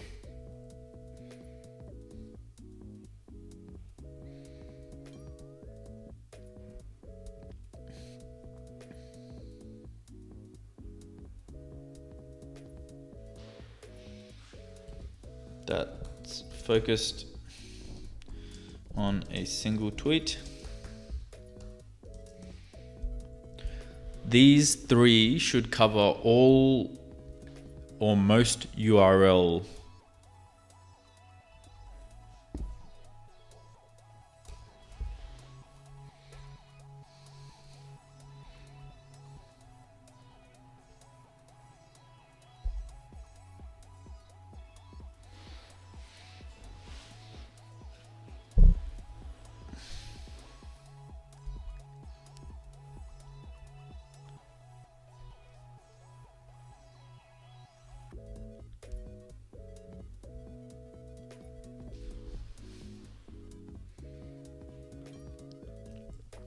We don't want to download these skills inside of Conductor. We want to look into why these skills work and implement it into Duo code.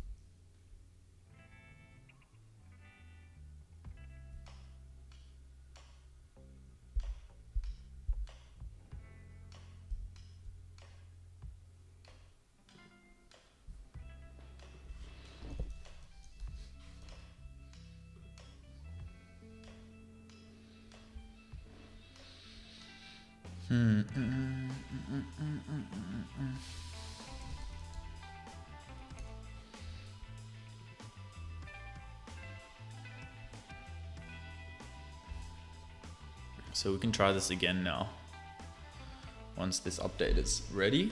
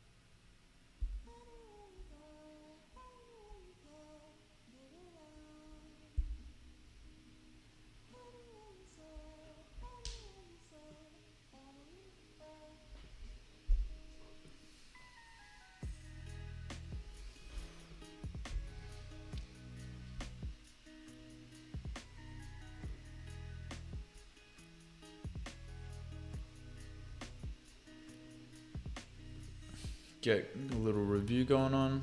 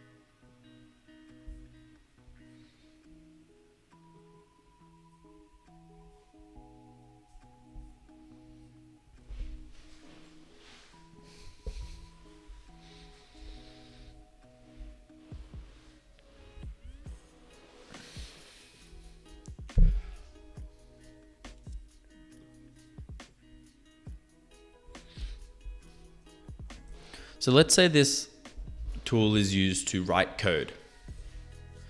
If it was used for that, how would it be pushed, pulled, uploaded, merged to the GitHub repo? And what is the best UX to make this nice and simple and easy? I really love how Conductor does it and goes about things.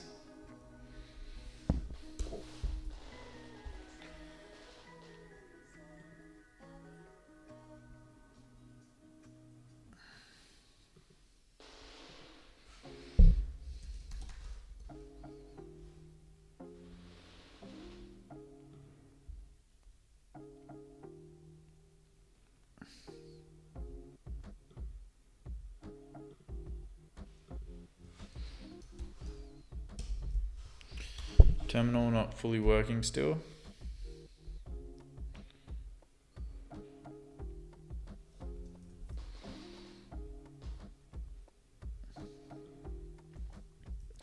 Terminal still isn't fully working. I just made the Claude command and nothing popped up.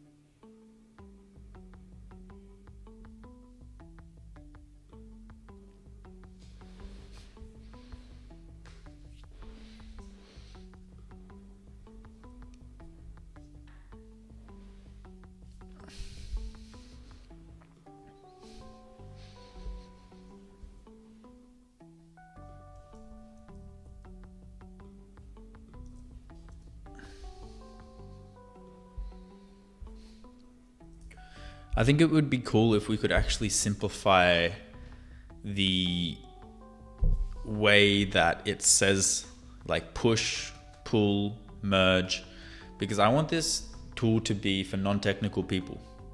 If you're non-technical, chances are you don't know what these are.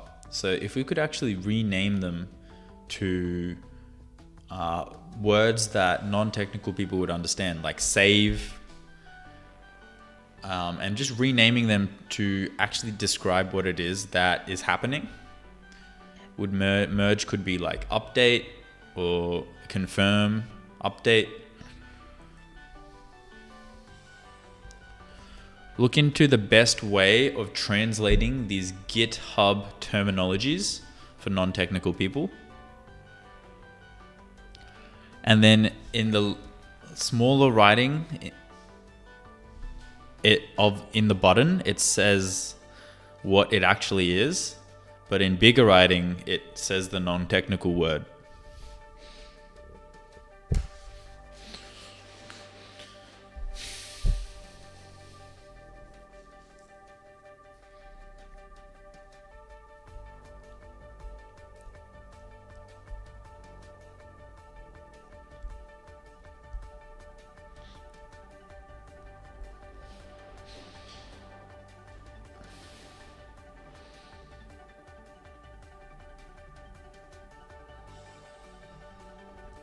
Loading screen still shows duo code instead of ACE.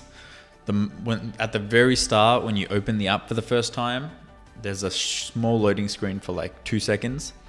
It shows duo code instead of ACE.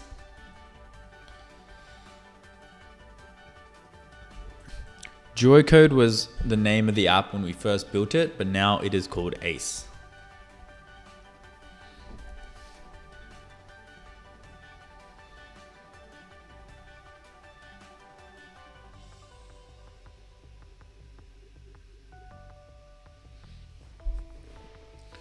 Task copy official version.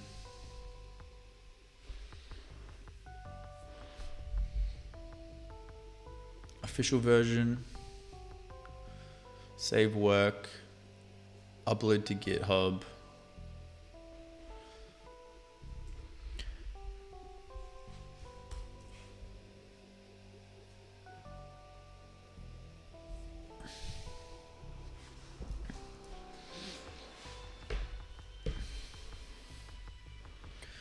I was looking for non-technical terminology to describe GitHub technical terms like repository, branch, main branch, etc. And you can look at the primary label, which shows the word we've come up with. I kind of want, because this is going inside of my app, I want the actual word to feel fun, light, and almost like it explains what it is in a very non-technical way. I still feel like it says a task, copy, upload to GitHub. These still feel a little bit technical because I don't think the word GitHub should even be in there. The way that I want to onboard users at the start is GitHub is going to just be a place where you save your project, okay? And this is where it's saved and it's free. I want to rename these primary labels. Can you help me come up with some more like casual terminology, you know, save, reload, update, task, current task.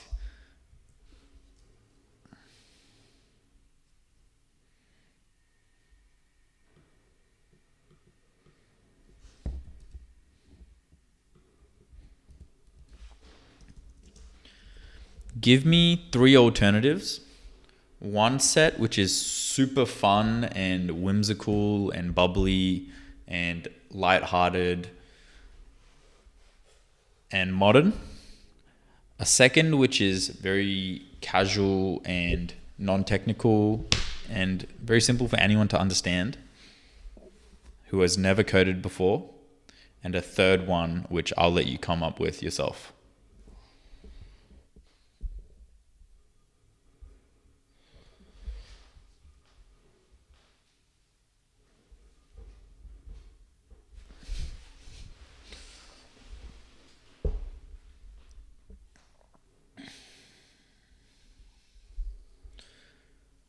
Repository project home, fun, whimsical side quest.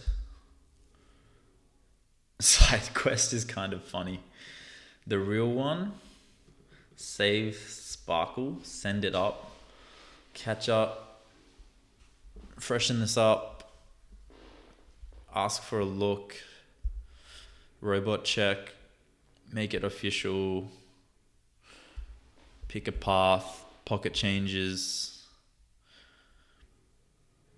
Very simple. Project folder, work copy, official copy, save point, save online, get updates, update this copy, ask to add changes, safety check, add to official copy.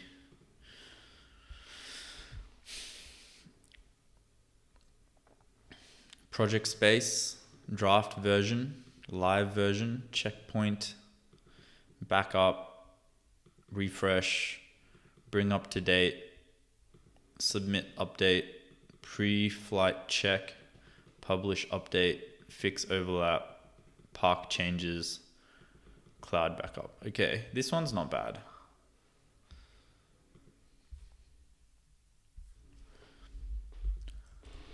I like option 3.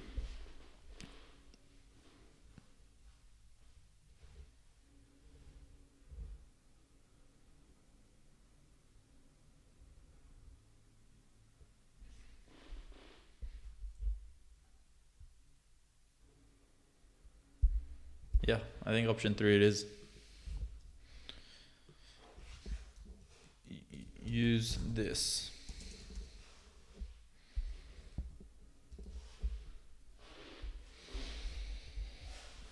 Doobie version. Yeah, exactly. Because I'm like, the tool that this is built for is someone just starting out. They're not going to know all these GitHub terminologies. Have you heard of arena soccer before? No, I haven't. Why? What is it?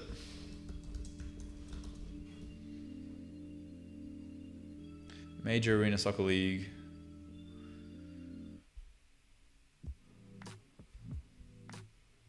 What is it?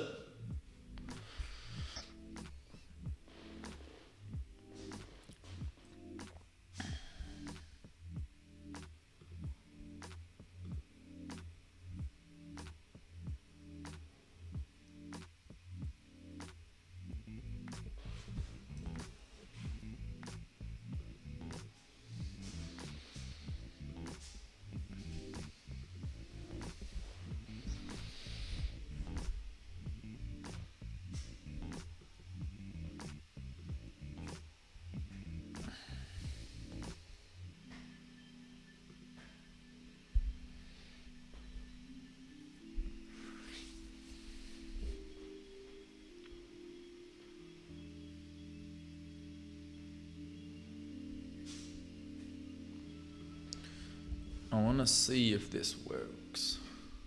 Need to give it a second update.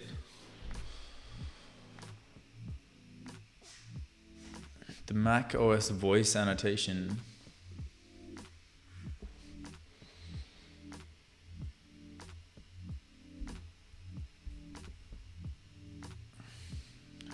What's my codecs usage looking at?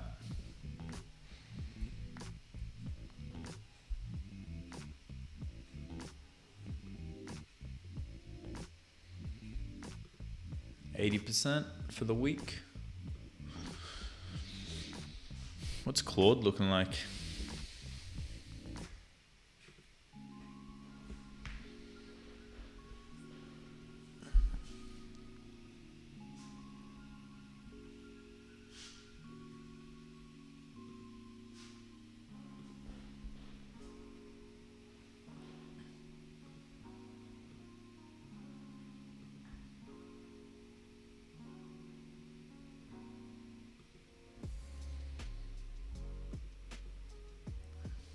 %, used.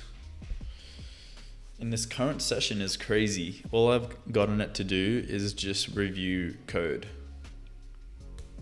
Oh, my Claude designs reset, which is nice.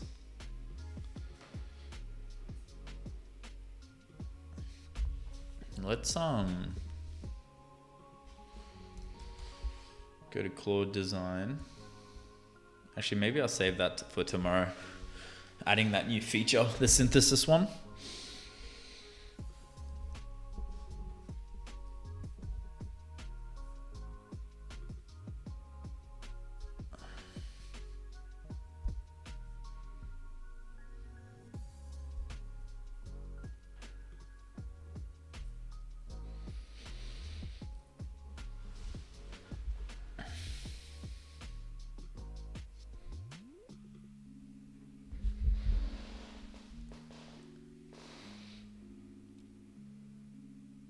So if I turned this on,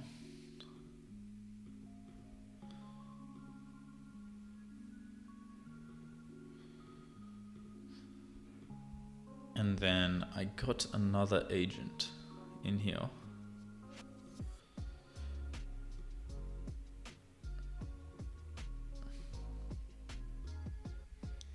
And its prompt was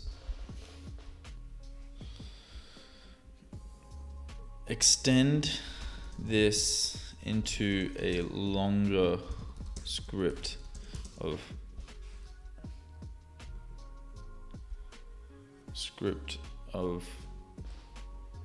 2 minutes.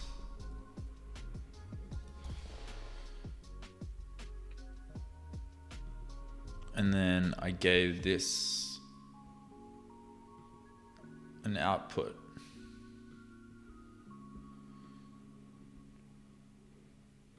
Which was here. Is that gonna work?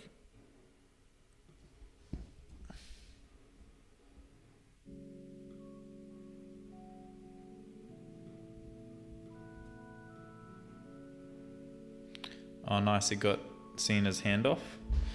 Okay, let's see if this works.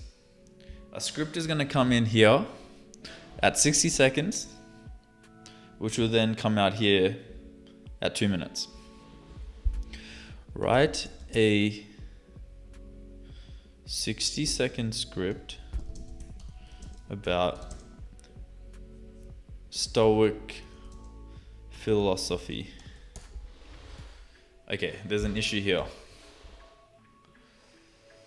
I have found when I write a system workspace prompt, there's confusion,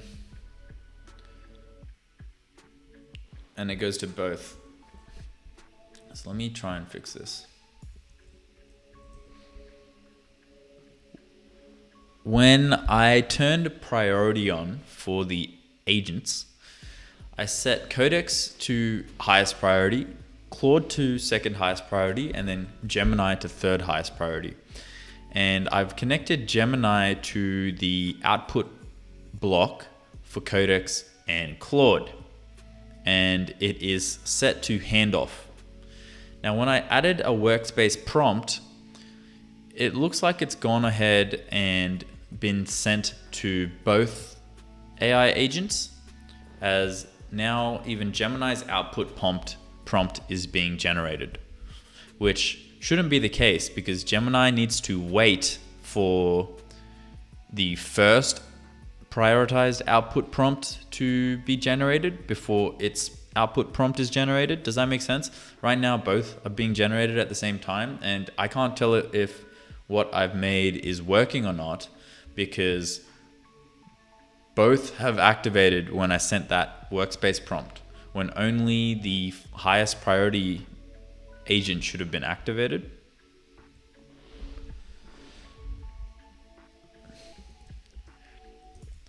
This overall feels a bit confusing as well, like the whole prioritization thing. So is there a way to simplify this and make it work overall better? I think one method could be when the string is labeled handoff, then that automatically means whatever agent it's connected to has to wait until that output is finalized.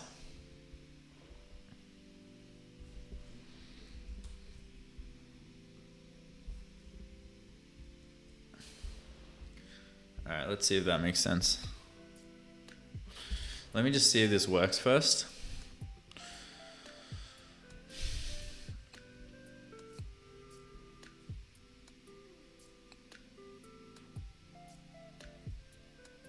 Hey champ, just joined in. What are you developing right now? I'm building my own agentic coding environment.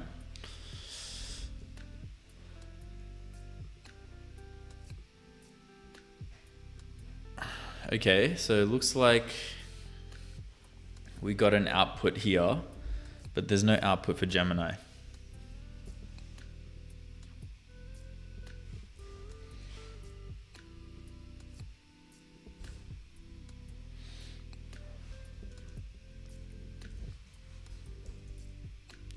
It looks like we got an output. However, Gemini did not end up producing an output, and it feels as if Gemini was just grouped into Codex and Claude's workflow when it should have been separate as a handoff.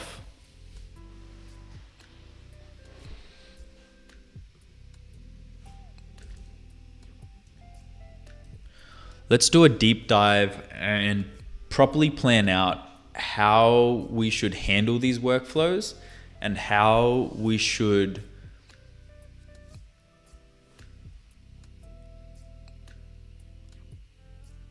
make it simple and easy for users to be able to set up these more complicated workflows and make the system understand that this is what they want.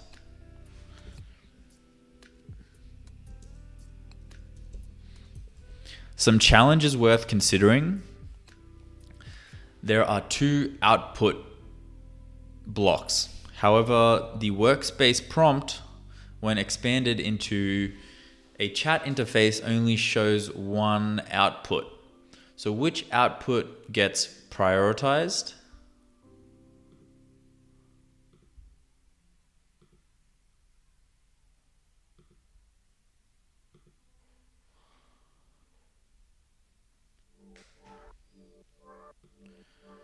And how do we set it up in a way where users can easily be like, yep, this is the first workflow, which then connects to the second workflow, which can connect to the third workflow. And it's almost like this sequential process that happens step by step.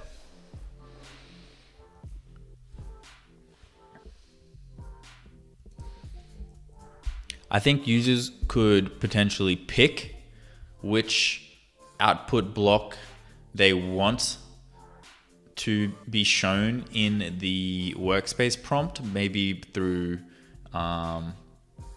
right-clicking and highlighting it with a star as the favorite. And then there is a star labeled for that output block. The user could quickly switch to the next output block and highlight that as the star, and then that would show up. Or they could double click it to just potentially expand it on the right hand side and see what they wrote. Man, this feels mad complicated. What do you use for vibe coding right now? I've just bought Claude Sub and working in Claude Code, looking at various agents like Pi and Hermes. Just curious what your work environment is. Thank you, best of luck. So currently I've got Codex building the tool, and then I have Claude reviewing everything that Claude makes. By the way, the agent thing you're developing is looking great. How long have you been making it? It's probably been 1 solid week of going hard. I'm getting later and later. Good morning, fam. Kicking goals today, Doobie? Yes, sir. You gotta start waking up early again, Slyfawn. I remember when you were waking up hella early, man. What happened, bro? What happened? What changed? The money changed you, bro. The money changed you, bro. GitHub code flow.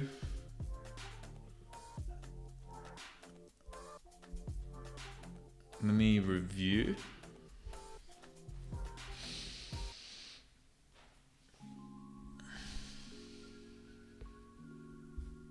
Okay, let's try this transcript tool again.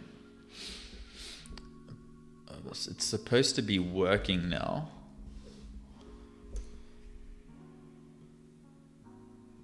So here I've got my YouTube channel. I'm gonna just go ahead and share this, copy it. And then if I go into URL,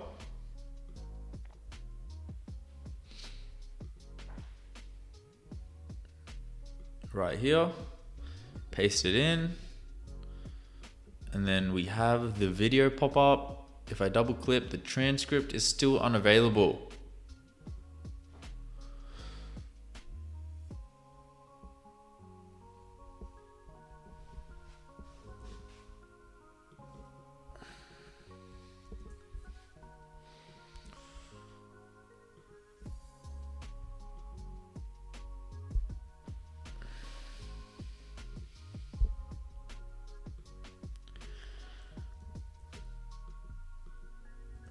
I just uploaded a YouTube video and I'm still getting this message.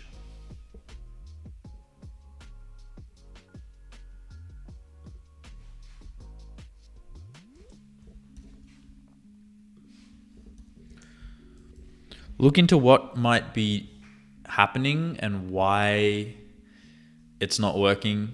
Is Codex doing something wrong? Look into our chat history and try and do a deep dive on how we can fix this problem.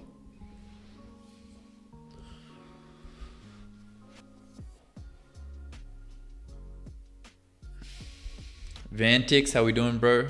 Bro too busy yapping into the night, I reckon. Yeah, for real, man. For real. Slyphon, the biggest yapper of them all. I still get up early. Been up since 6, just getting pulled in every which direction. Literally had a one-on-one call before I even had a chance to turn on my headphones. Was still in my jocks. Damn, Slyphon. Busy man, busy man. Busy man yapping away. Which mental model should plan optimize for when users connect agents and output blocks? Handoff edges, split the graph into ordered stages.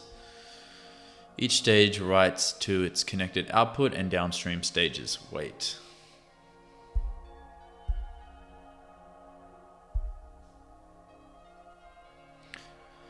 Priority alone decides the next agent, which output blocks acting mostly as display destinations.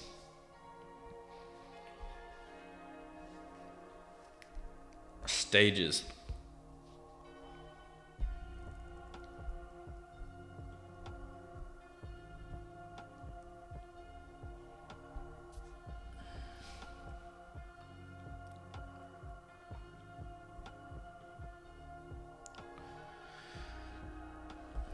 When the workspace prompt expands into chat and there are multiple output blocks, what should the chat show by default?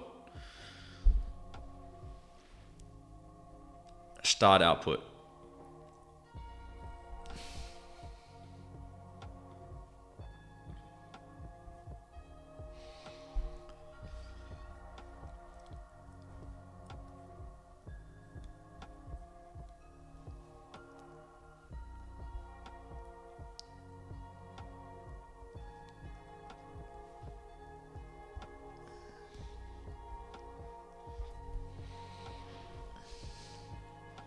Man, this is coming along nicely.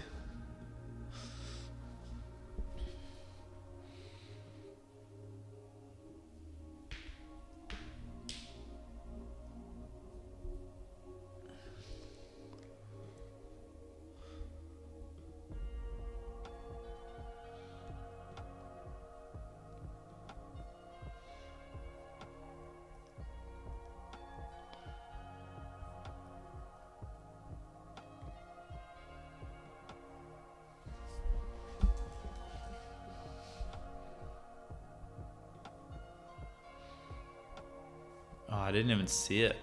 It's so fast.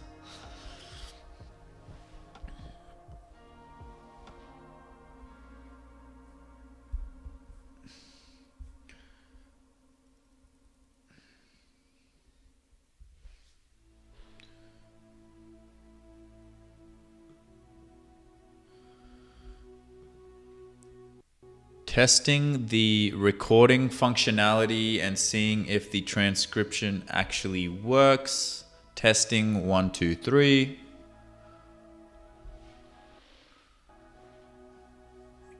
Transcribing. Please work, please work, please work. Audio transcription failed.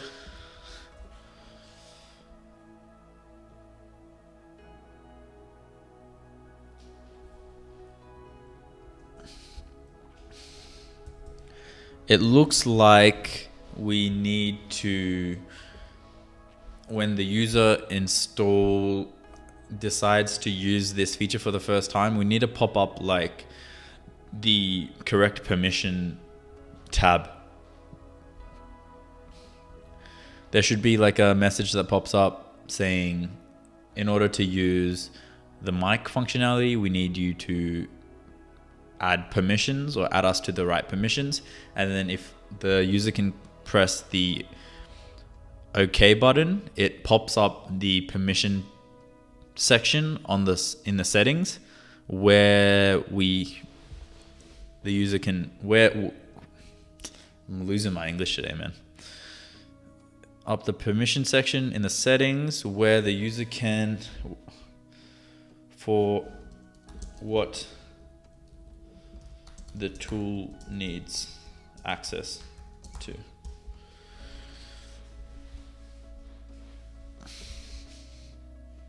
I'm assuming that's the case.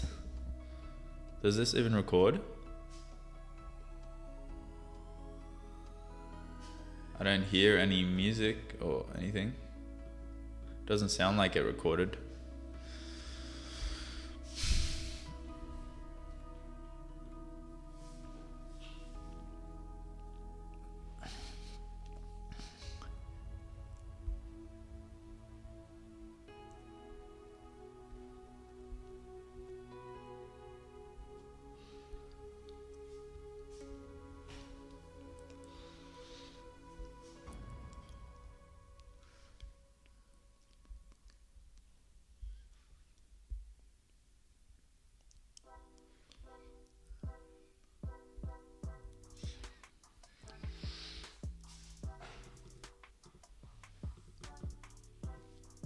Add a staged workflow shape derived from the ACE board graph.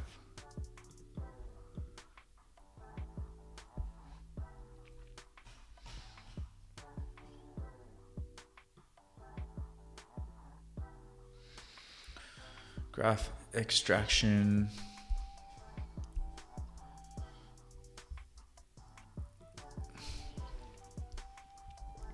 Can stages be made by right-click highlighting the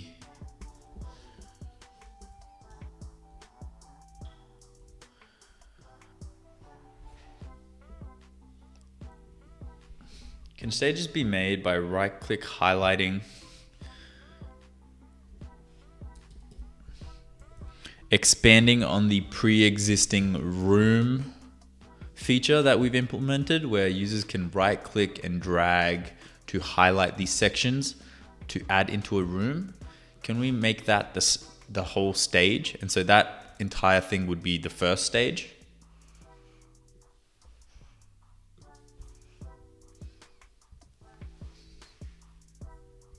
Let's see if this works.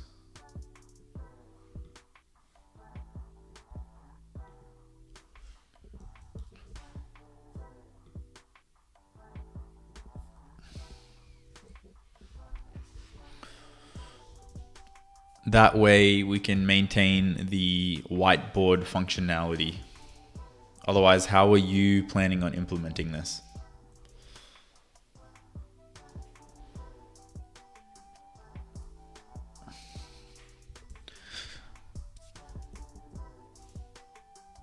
Stages can be prioritized outside rather than agents being prioritized. It's stages that we prioritize.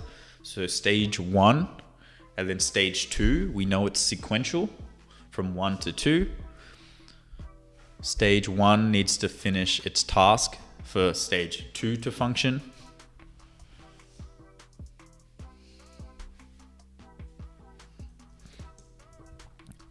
if you have an alternative, better approach, let me know. Or if you think this works best, then let's roll with it.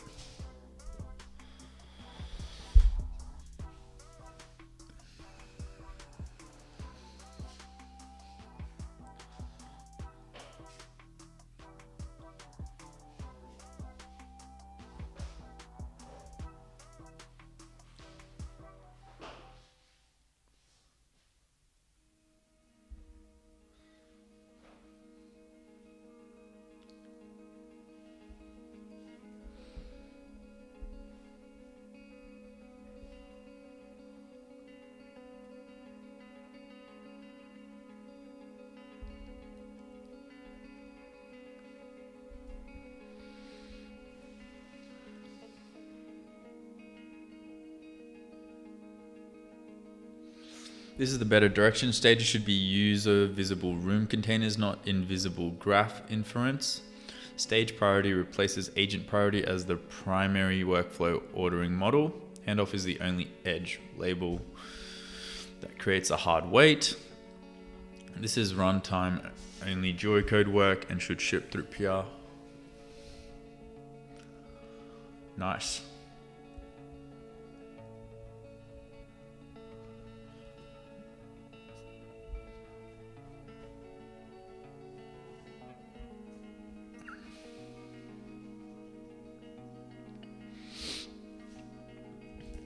Room currently doesn't have any functionality, so we can rename room to stages.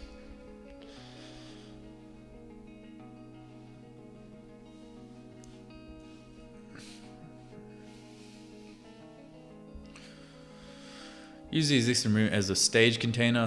A stage is a room with stage mode enabled, not a separate block type. Users create stages with the existing right-click drag selection flow. Stage priority replaces agent priority for workflow ordering. Dope. I love that. That's a great feature to be adding.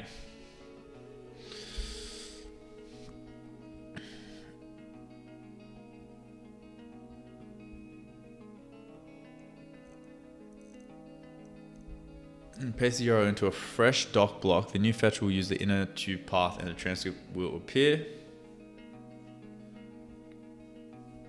So it's saying that, oh shit.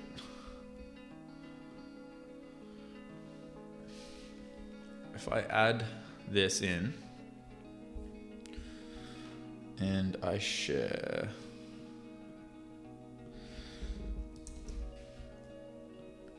a YouTube video, it should work now. Allegedly.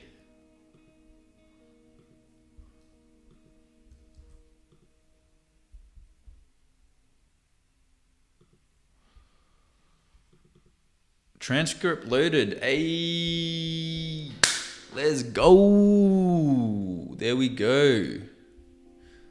We have the transcript. Finally. Feels good. That took a lot longer than I wanted it to.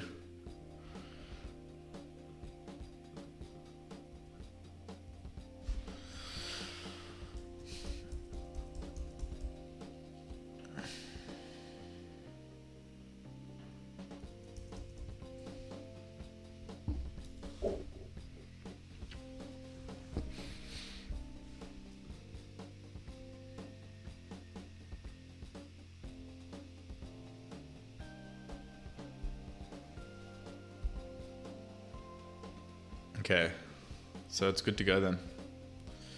This is fine, we can archive it. What about a tweet? So if I go on Twitter,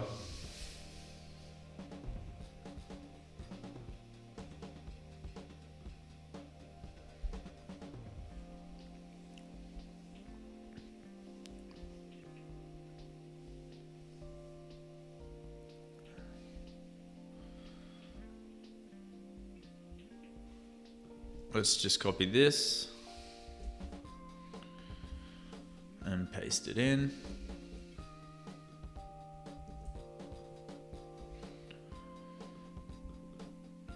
Yo, Let's go. We have tweets in now as well. Dope.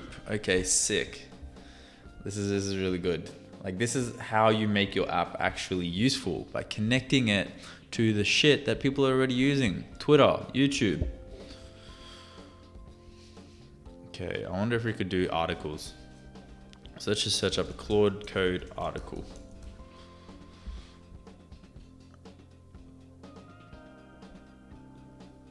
Product talk. All right, copy this. And let's just drag a URL in here, paste it. Yo, okay, so it didn't grab the full article. I noticed.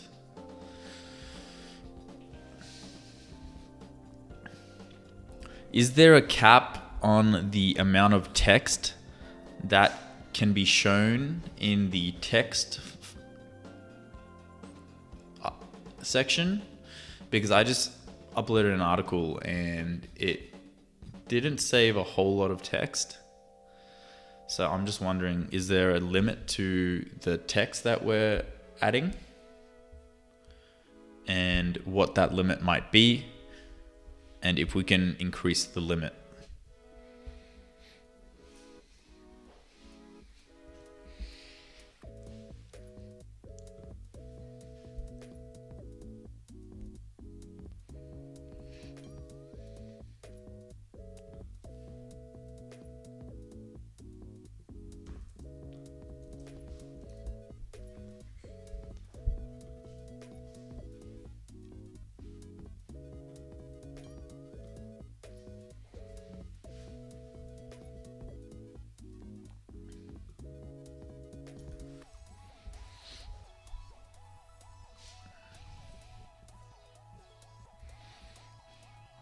So if I open up the terminal right now,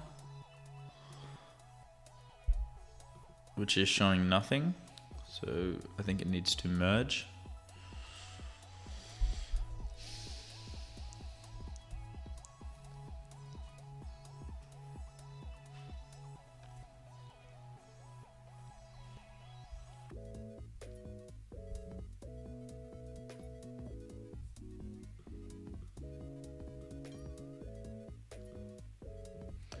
New update, add voice permission prompt, set ace title on startup splash. Let me just double check. Is that what it agreed with?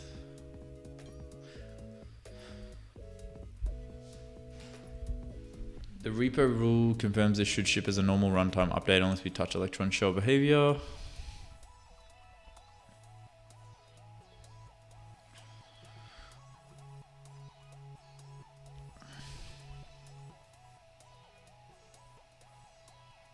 Whoa.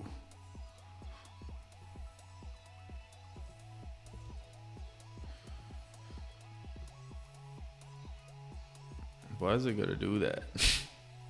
Why you gotta do all that?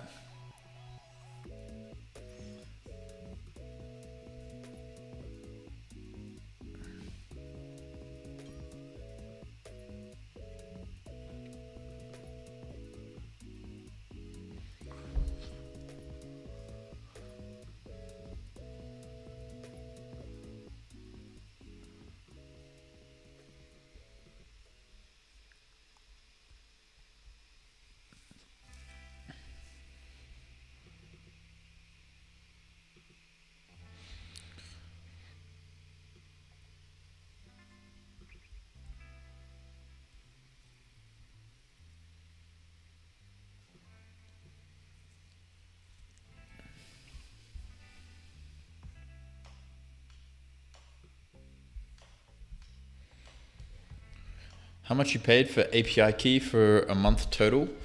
I'm just using the Claude Max subscription and the Codex Max subscription. That's it.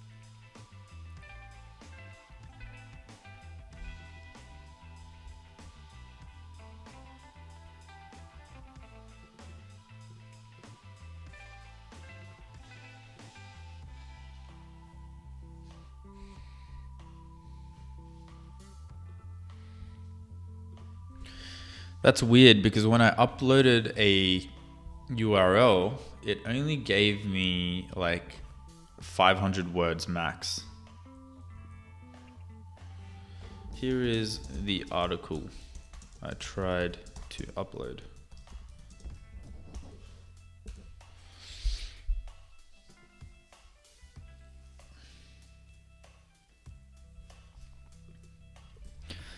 Where does the PR creation buttons, where do the buttons show up? I feel like they should show up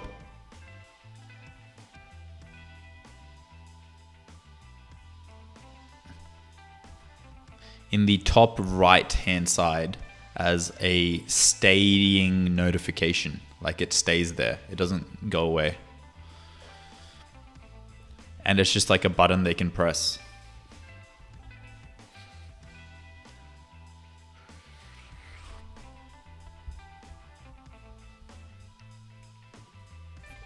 This is for all the simplified GitHub commands.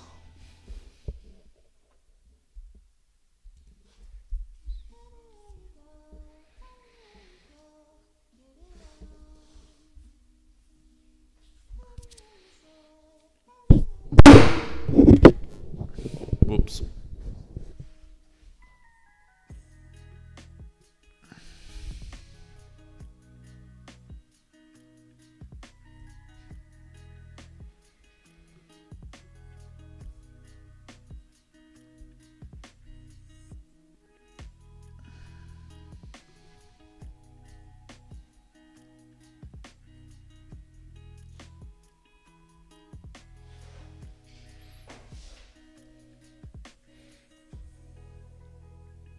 Headphone user warning. Was that really loud? My bad.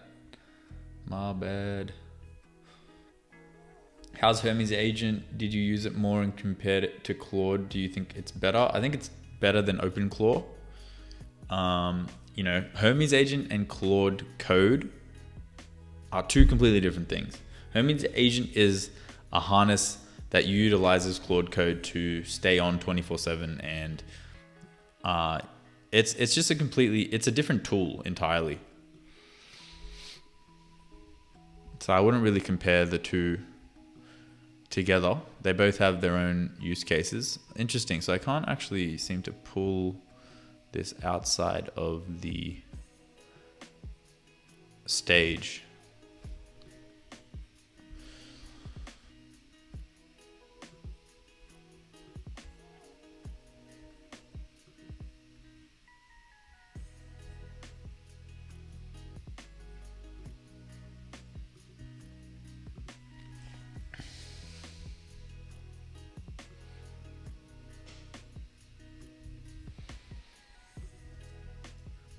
Terminal not showing anything.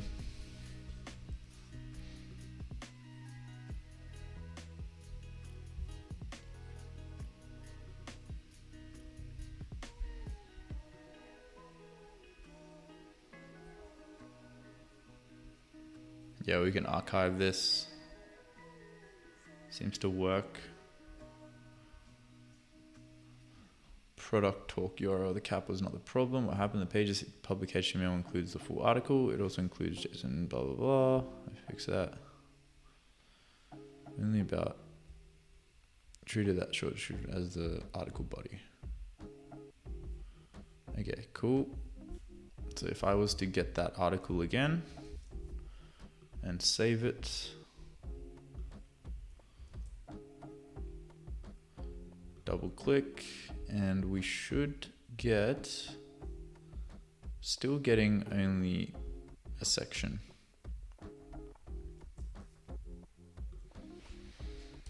I'm still only getting this out of the article.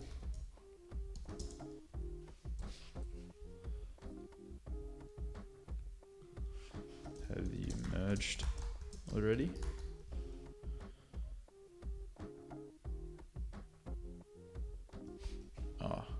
I don't think you have. Okay.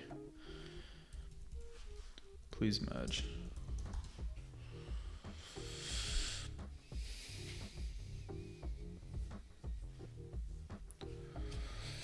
Which workflow is it? Looks very different. What is that tool? First time I see it. I mean, this is my personal tool that I'm building. It's called ACE, and it is a agentic coding environment, basically like a whiteboard where you can set up more complicated workflows with AI agents quite simply. It's meant to be for like non-technical people to be able to actually have access to these more complex workflows by just dragging and dropping things around.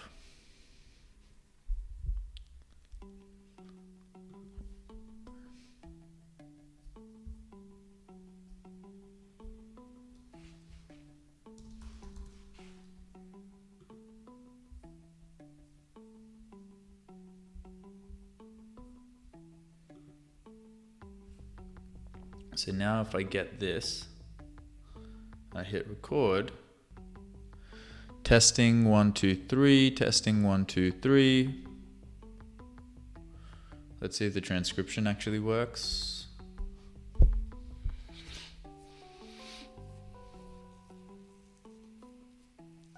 Man, can we test it out? Yeah, it'll be available to test out pretty soon. I'm just kind of fixing a bunch of bugs because it's not fully usable yet. It just looks pretty. Don't be fooled. It should be ready within the next week though, hopefully, if things are going at the current pace that they are. You can, in the description there's a link and you can kind of sign up to be one of the first testers. I'll send out an email once this thing is ready and you'll be one of the first people to be notified.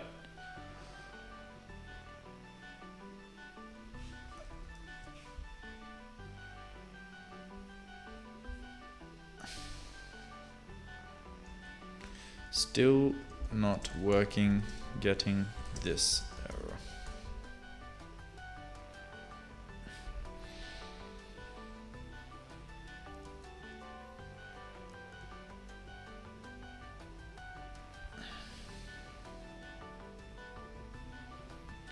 Also worth noting that when I play back the audio, I don't hear anything. So I don't even know if it's recording anything.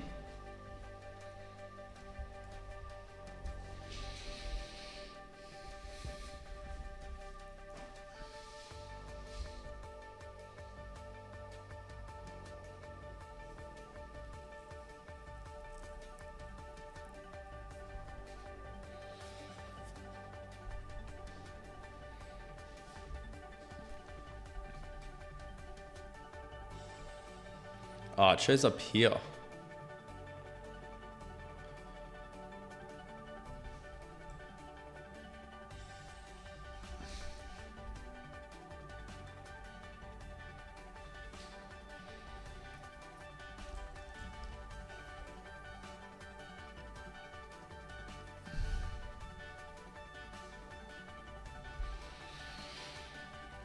This is quite ugly, so I'm probably gonna have to fix this up.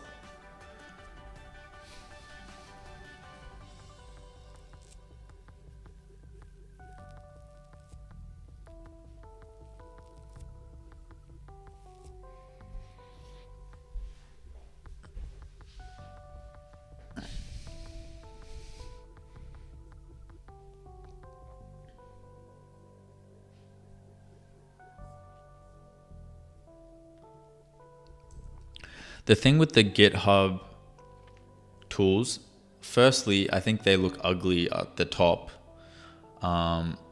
The backup push to GitHub, I feel like people are going to not understand the flow because you need to push to GitHub in order to merge your PR, right? So for a non-technical person, they're going to look at this and they're going to see backup. And they might not do that. I know me personally, I don't know if I would feel the need to back it up all the time. But if a non-technical person knew that they needed to actually, merge it, and that is the next step after pushing, then I feel like that would change. So backup doesn't feel like the right terminology anymore. It almost feels like it needs to like push the update live if you've made a change. And then the next thing, which is merge, would need to be like confirm this update. So they know that they need to press it twice.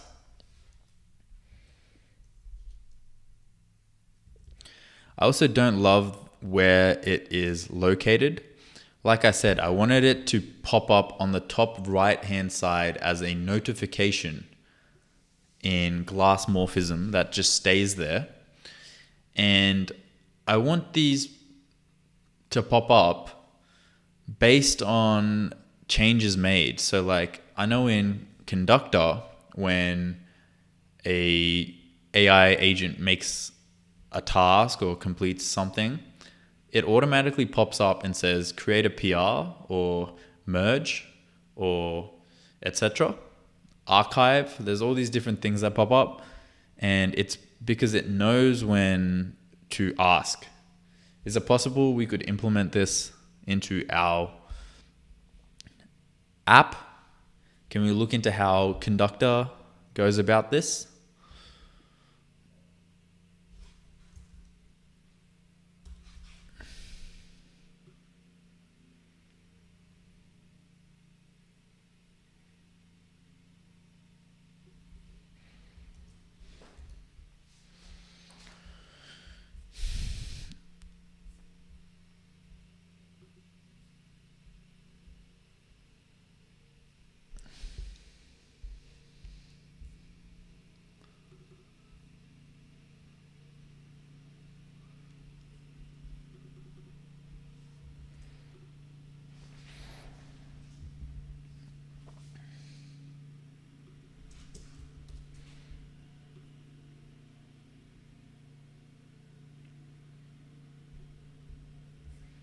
Did I get the screenshot?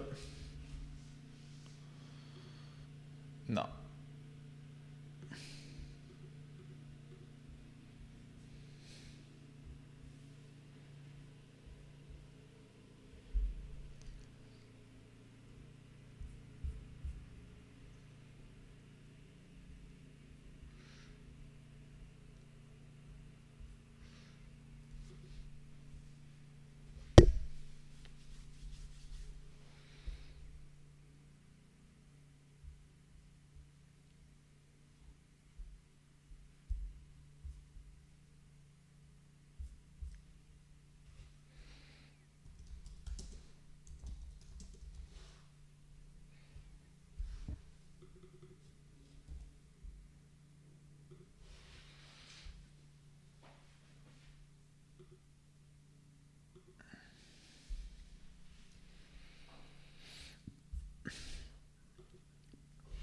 All right, I'm probably going to end the stream here, guys. Bit of a shorter stream today, I know, but I did kind of just want to pop in and get my reps in.